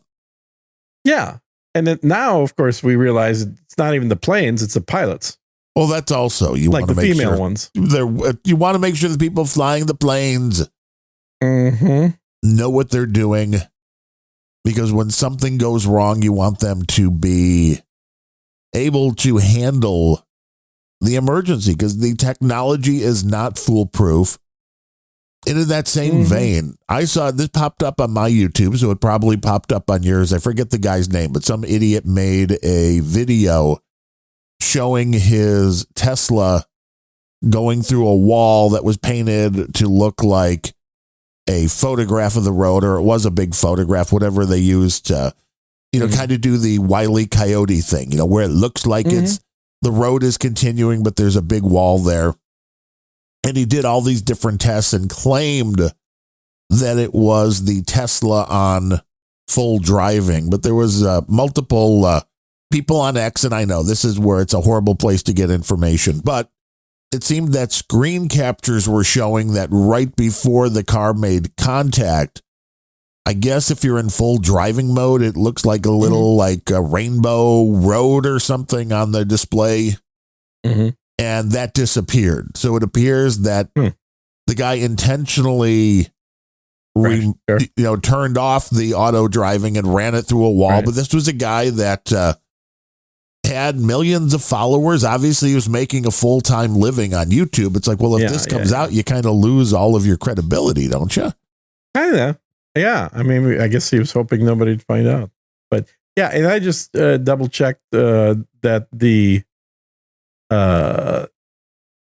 Boeing module, which was, what was it called? It was the Starliner, did return back in September, back to Earth, and landed safely in the New Mexico.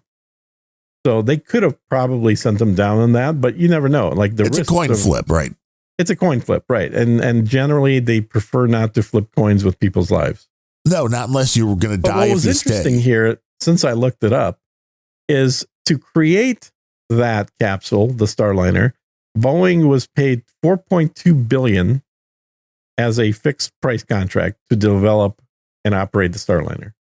SpaceX was paid $2.6 billion, so about half as much, to create the Crew Dragon, which is what the U.S. has been using now for almost 10 years, not quite 10 years, but like 8 years, I guess.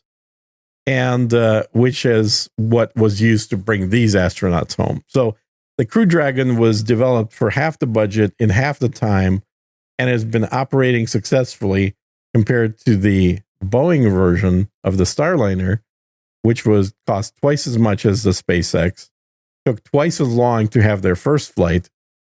And in the two attempts that they've had to actually send it up there, the first time unmanned, they didn't want it touching the ISS because they were, again, having malfunctions, and didn't want to have that module damage the ISS. And then supposedly after correcting those problems, they had this crewed flight, which did connect with the ISS, and the crew got out, and it was fine, brought them there, but it experienced enough malfunctions for them to not trust it on the way back down. So, there you go. SpaceX versus Boeing. Right, but the left is now telling the story. No, they had a vehicle there that they could have used. They weren't stranded. It's like bullshit. It's amazing. Yeah, I mean, the way it generally works is that the vehicle you go up there in does stay connected the entire time, and consequently, you always have a vehicle, right? But in this case, their vehicle left without them because it wasn't safe, or at least determined not to be safe. Right. Well, enough of a chance that it wasn't safe that they would rather have somebody come up with a different vehicle and take them home.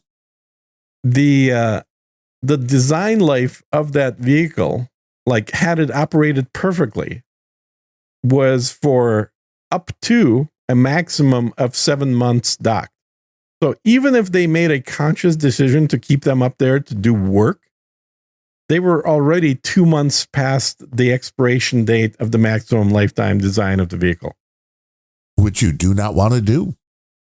So no matter how you slice it, there is no legitimate way that these folks could have been out there for 11 months. And one of the photos I saw on X was of a photo of Sunny getting into the vehicle, into the Starliner, and then a photo of her getting out of the SpaceX capsule, and her hair is all white now, and she had barely any white when she was going up.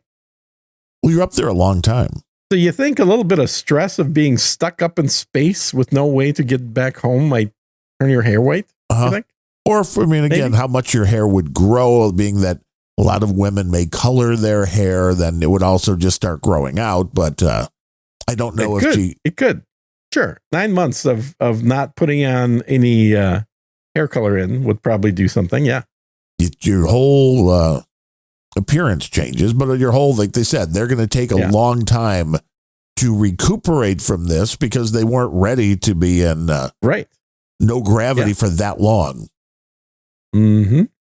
Yep. And speaking of how you cut it, did you see the new thing in the Brian Kohberger, the murder case out in the Bemrose land out there in Idaho? No, I have not. No. His Amazon shopping has come to light, where it says the prosecutors revealed in court filings this week he allegedly, I don't know why it's allegedly if you have the records, bought a K-bar, a sheath, and a sharpener on Amazon in March of 2022, months before the murderers. Then, in the weeks after the murders, this is the interesting part, his Amazon app click activity allegedly shows he was browsing for a replacement. So the fact that anything you do on Amazon, even just things you're clicking through and looking at, if law enforcement goes to Amazon and says, hey, we want to see what Gene's been possibly just even shopping for, not bought. Mm-hmm. Yeah. They have all of that information. It is kept on file, and they are more than happy to share that, which for somebody that was allegedly a genius that was putting the perfect crime into place, this is a really dumb move. No, if you're going to do a perfect crime, then you use your neighbor's Amazon account to order things and you steal their packages. Everybody knows that. You order, anybody, probably not your exact neighbor, but pick somebody that lives within driving distance. Mm-hmm. Especially if you can find like a house that is abandoned. You can probably find one pretty much anywhere at this point. Somebody, the grass is a little overgrown. Yeah, you order the package, you have it sent there, you make a purchase in cash somewhere for a credit card. Like one of these Visa cash cards. We're not really wanting people to do this, but no. If you were trying to cover your tracks, it's not like we're saying anything. It's not obvious here, right? If you're trying to cover those tracks, you get a cash card, and then you use that to order it, and you send it to a different address. That way, you're pretty safe from having cameras picking you up, like the Jesse Smollett thing when you have the video of the guys buying the rope the night before. It's like, well, that's kind of a giveaway. Yeah. But maybe people don't know that you're Amazon, even just what you're looking at. But if you bought the knife on Amazon too, that to me is so on the nose. If he bought that same sheath that was found at the murder scene, right, from Amazon and had it sent to us, it's like, well, once you're a suspect, man, and they have that, it's like, don't buy your murder weapons on Amazon. Sorry, Jeff Bezos. If you're gonna buy those, you buy them at a gun show. Well, you go anywhere. You go to a flea market. You go somewhere where people flea market, gun show, cash only sales, right? That kind of thing. Yeah. It's like, how do you not understand that this information is going to be there? So maybe this, and it's like, I know this is circumstantial at well, first of all, best. the guy lives in Washington State, so he's not a genius to begin with. True. That's pretty obvious. He lives in Bemrose land. Maybe Bemrose delivered the murder weapon. Probably did. Yeah, probably. Bemrose probably was been cooperating with the police to make sure that they know what this guy's shopping habits are like. Yeah. Well, that's the scary part is Bemrose knows all that too, not just the press. True. It says his defense team has asked the court to keep his Amazon records out of the trial, but that ain't why? I mean, that's and this again. Well, they're going to argue it's circumstantial. It's like just because somebody bought a murder weapon doesn't mean that they are the murderer. That is true. Look how many of those knives Amazon has sold. They've sold 10,000 of those. What are you going to assume everyone who bought one's a murderer? Of course not. But it's like if the that's what their argument is going to be. It's like if the dude came home from the murders and was like, oh shit, I need a new knife. And you're immediately looking at Amazon for another knife. Here's the thing. You got to look at, did he order that knife along with industrial strength cleaner and lots of 15 mil clear plastic sheets? Right. I'd like to know what else he bought on Amazon. 6 feet wide. Right. And about 3 rolls of duct tape. Like if you have all the ingredients that were found either at the scene of the crime or in the burial spot, and he ordered them all at the same time on Amazon, right? That might be a clue. It's one big shopping cart. Yeah. So remember, if you're going to be doing this, not that we should recommend you do this, but space this stuff out and buy as much as you can for cash at events that are cash only deals. Because the prosecutors revealed he bought a K-bar, a sheath, and a sharpener in March of 2022. It doesn't mention if no one's going to buy a K-bar without a fucking sheath and sharpener. Right. But I'm curious because the sheath had was it a Marine? It had one of the military logos on it, insignias. They usually do, yeah. And I would like to know if it doesn't mention that here. It's like, well, did the sheath that he bought, did it match? Because saying a sheath, there's billions of types of sheaths. Yeah. If now it was the exact size with the exact insignia that the one he ordered, that adds a lot more to the evidence that, what are the odds that somebody that is the prime suspect for a murder, you can prove bought the sheath exactly like the one that was found at the murder scene right before the murders. And I'd be like, okay, well, where's yours then, buddy? Where's the one you bought? If it's not the one that they found at the murder scene, where's yours? Right. Which would maybe explain why he was looking for a replacement, because maybe he knew they were. Although, why would you do it on your own account? Because then it just shows Right. I know. But K-bar, I think I used to have a K-bar. I don't think I have one anymore because, I don't know, I must have lost it or something. But because you rarely do anything to procure your own food or anything. You just call your guy. Yeah, I call. Do you think I don't need a knife? It's a very old school knife. I mean, it's a 1940s design for a knife. When Gene's at the steakhouse, the actual military name for it was a model 1219 C2 combat knife. Now, when you go out for a nice steak, a nice filet mignon, bring your own knife. Well, do you have somebody that cuts it for you? I mean, is that something you do? Usually, yeah. Do you not? No, I usually don't bring along the cutter.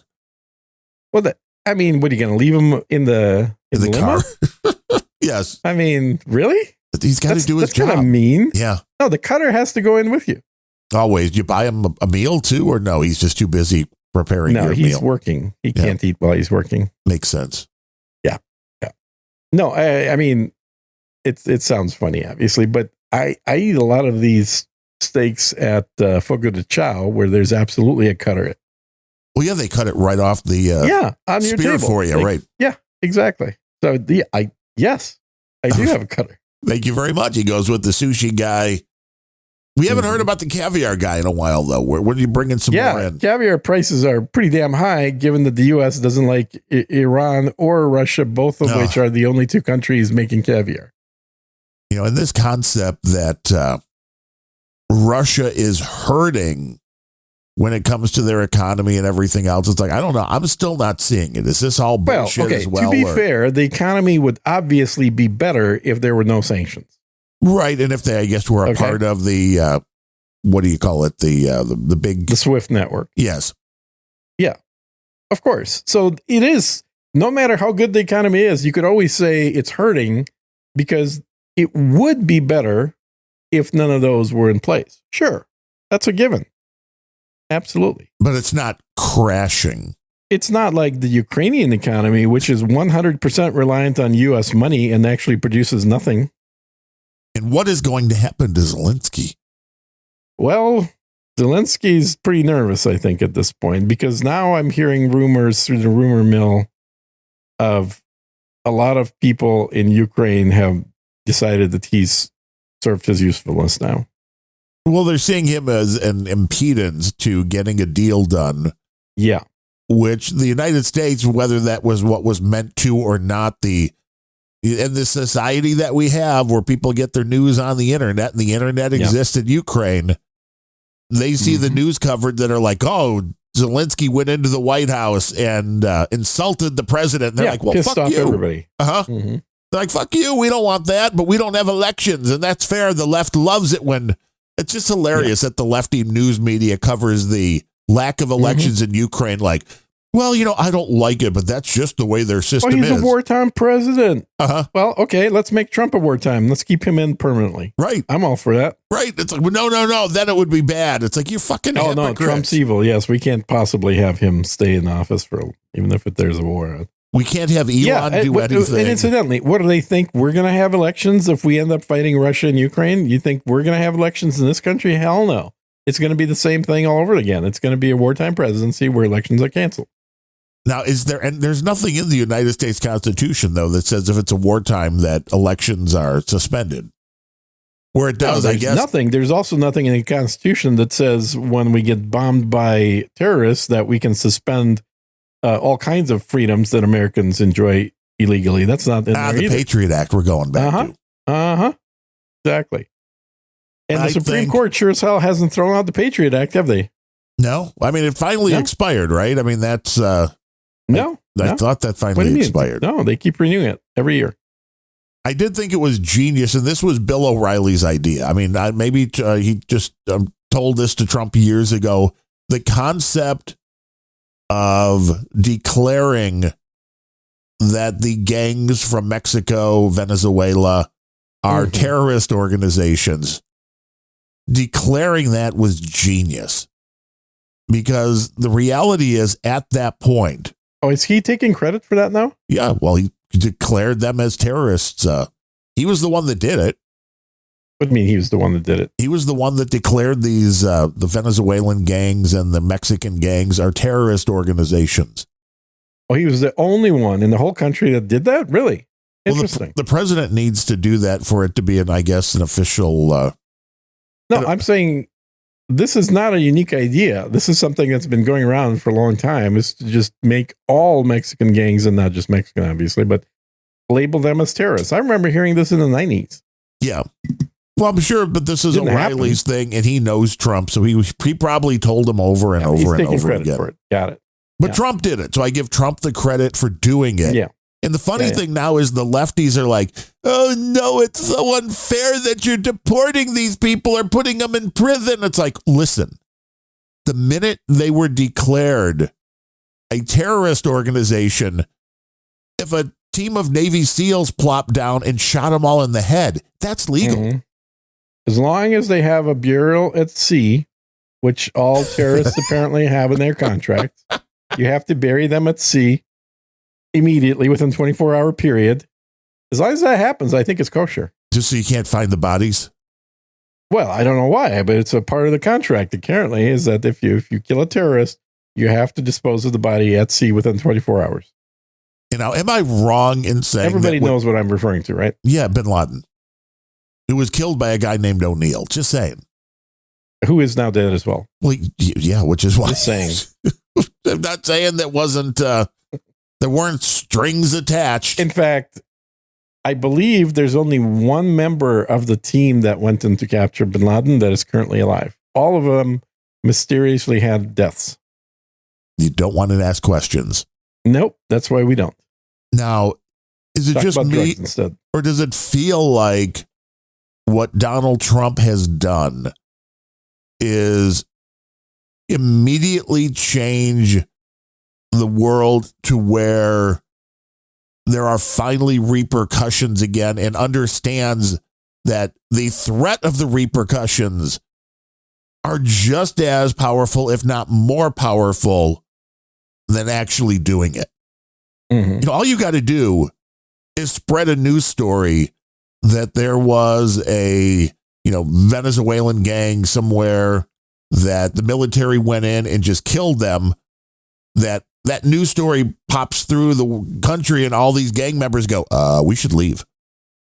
Again, because this could happen to us. Well, it certainly adds a little more complexity to them, because it's no longer just dealing with local police departments. Right. Which are like nothing's going to happen. Much better funded, much better armed American military. Who have the ability to kill them legally because they are now enemy combatants.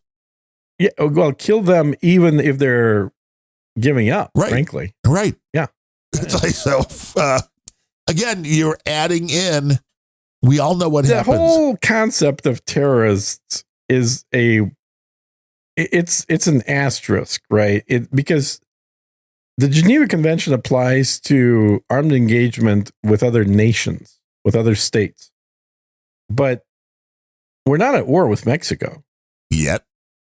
Or Venezuela. Yet. Although Joy Reid said if there was a war with Canada, Canada would win. That's how nuts the lefties are.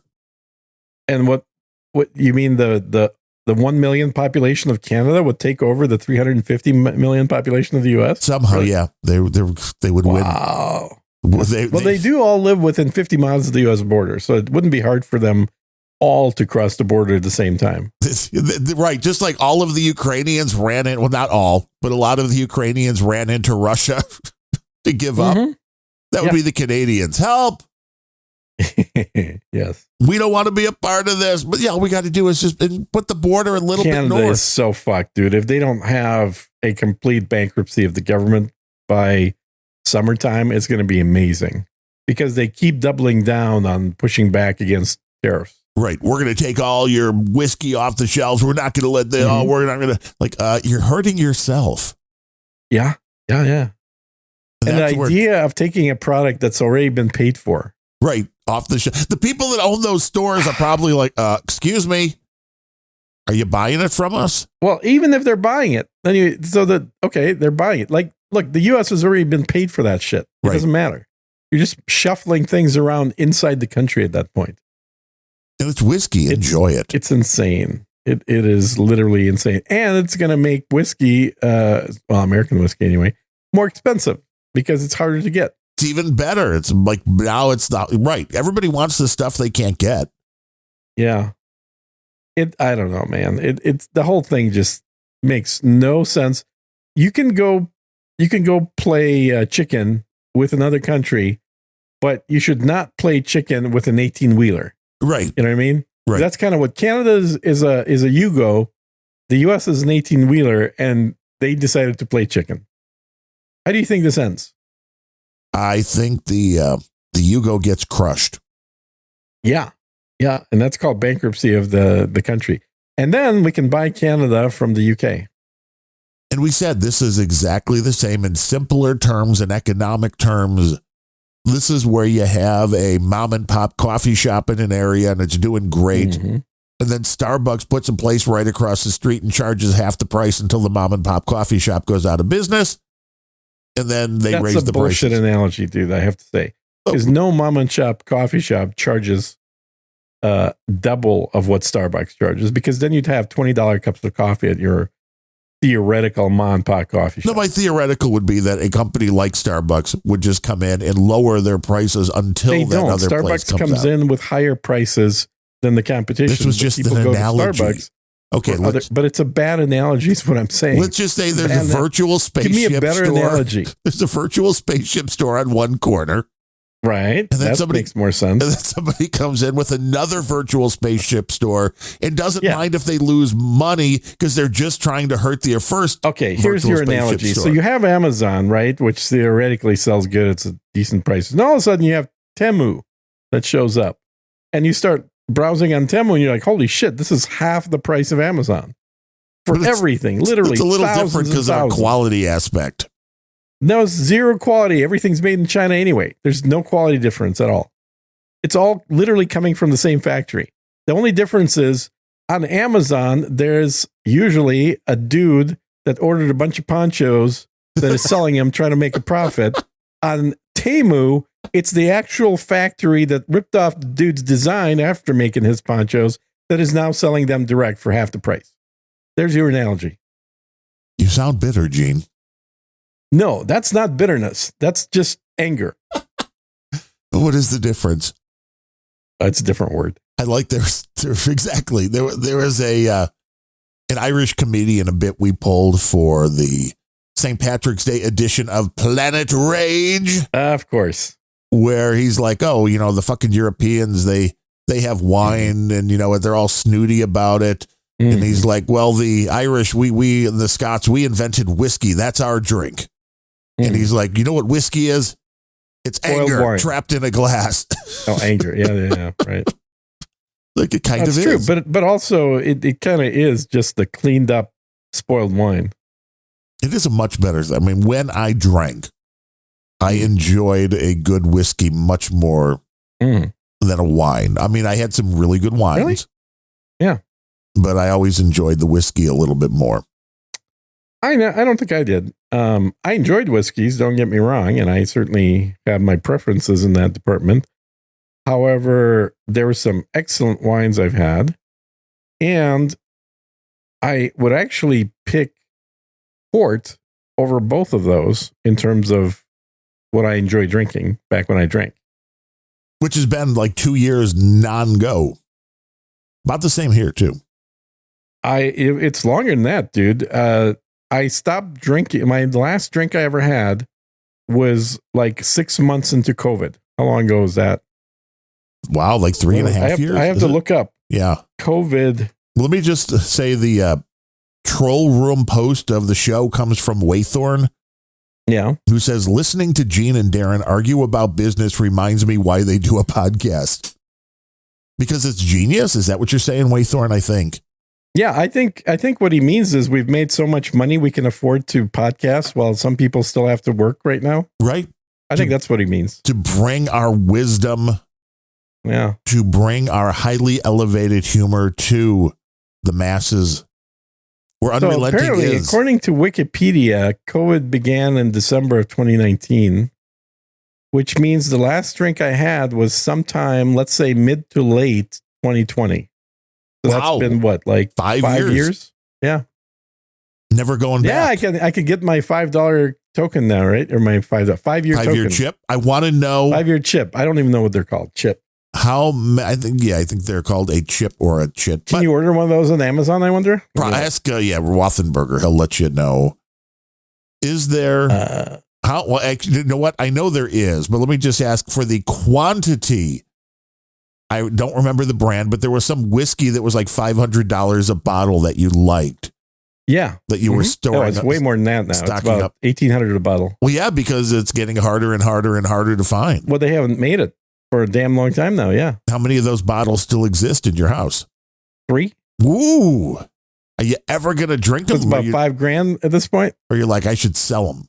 You're thinking about selling them? I mean, I would be more inclined to just offer them to friends that still drink. So if you drink, if you know Gene, if you want a really good whiskey, you can't legally ship it out to no, Illinois. I wouldn't ship them. I mean, like if they come to my house, pour them a glass of it. as they pass out because of the lack of oxygen. And then I can rob them. Right. There's a whole industry that does this. You drank about half a glass worth. I'll just pull your wallet out here. Okay. Yes. We're good. It's a fair market value. I can buy, for $20, I can buy a 5-year sobriety coin. Nice. Chip thing. They come in all kinds of colors. And, there's one very with a sort of a pyramid with an eye in it that looks cool. Oh, wow. That's very much like you're in the Illuminati. Well, all of them have some kind of a pyramid in them in here. So if I take one of these and I put it on the bar, theoretically that gets me free soda, right? Probably. I think that's the way it's supposed to work. So you put that down and then you kind of glance at it and the bartender looks down and goes, I gotcha. Here's your free soda. But maybe a worthwhile thing to spend $20 on to get one of these to get free drinks. What do you think? He's like, I feel bad for you. Let me give you a nice little pick me up here. Waythorn's like, I like how the topic. No, that's not what they do. I like how the topic went from business to drinking, says Waythorn. If you've listened to the show before, you know we haven't stayed on any one topic in 148 episodes. I think he must be a new listener because for more than like 15 seconds. Yeah. It's I think, frankly, we've spoken about too few topics this particular show. Yeah, we never got around to 80s television, video games. Right? Yeah. Food, very little food talk. Comedy. Like, what is Gene going to have for lunch? We didn't go through that yet. All things you're going to have to come back again and find out. Yeah. Oh, this is kind of neat. Unity, service, and recovery. Says on one side. What's the other say? God grant me the serenity to accept the things that I cannot accept, but courage to change the things that I can and the wisdom to know. I've heard that before. I've seen that somewhere. Well, have you ever gone to a 12-step meeting? No. AA? No. She's just like, I want the chip. It's just I want the chips. I get free soda, of course. Why else would I want Pfeiffer's like, chips are for people actually working a program. This is like a woman putting a wedding ring on. No, it's Amazon. Anybody can buy it. I'm pretty sure there's no requirements. Just like a woman putting on a wedding ring so guys don't hit on her. Dude, I got so many dates when I used to wear a wedding ring. See? Like before I got married, I used to wear a wedding, like in my 20s, I'd wear a wedding ring. And because every chick wants a married guy. Let's face it. That's how their brains operate. They're like, ooh, some other chick decided this guy's worth keeping. Right. It's the challenge. Because for guys, the challenge is just getting any at all. There's true story there. But I don't think it's a challenge thing. I think it literally is a subconscious, like, if he's good enough for some other chick, that means she's vetted him. Right. And he must be good enough. And now I want that. Somebody else has done the work. Mentality. Right. Yeah. Somebody else has done the work, and they're like, this is a surefire sign. So these are the kind of tips, Waythorn, you're going to get here and nowhere else. Go put a wedding ring on. I'll give one that says "One Day at a Time." Is that a song? Who's that song by?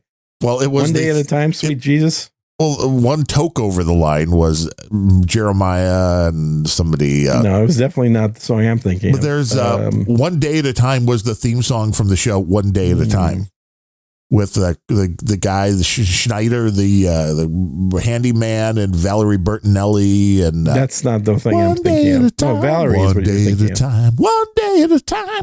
Do it like Tiny Tim. One day at a time. I'm gonna look it up because obviously you don't know. One Day at a Time. Yeah, we're running. We're gonna run long now. You better hurry up with your typing.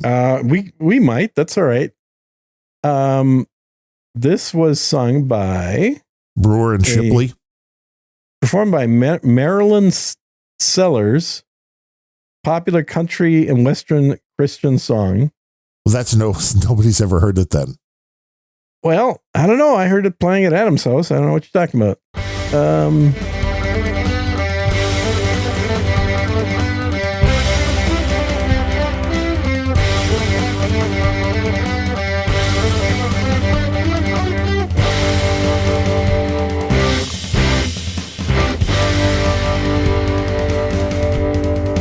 Caught you off guard there. Which was written by Chris Christopherson, I was going to say. I can't believe you don't know that song. Brewer and Shipley, though, were the ones that did "One Toke Over the Line."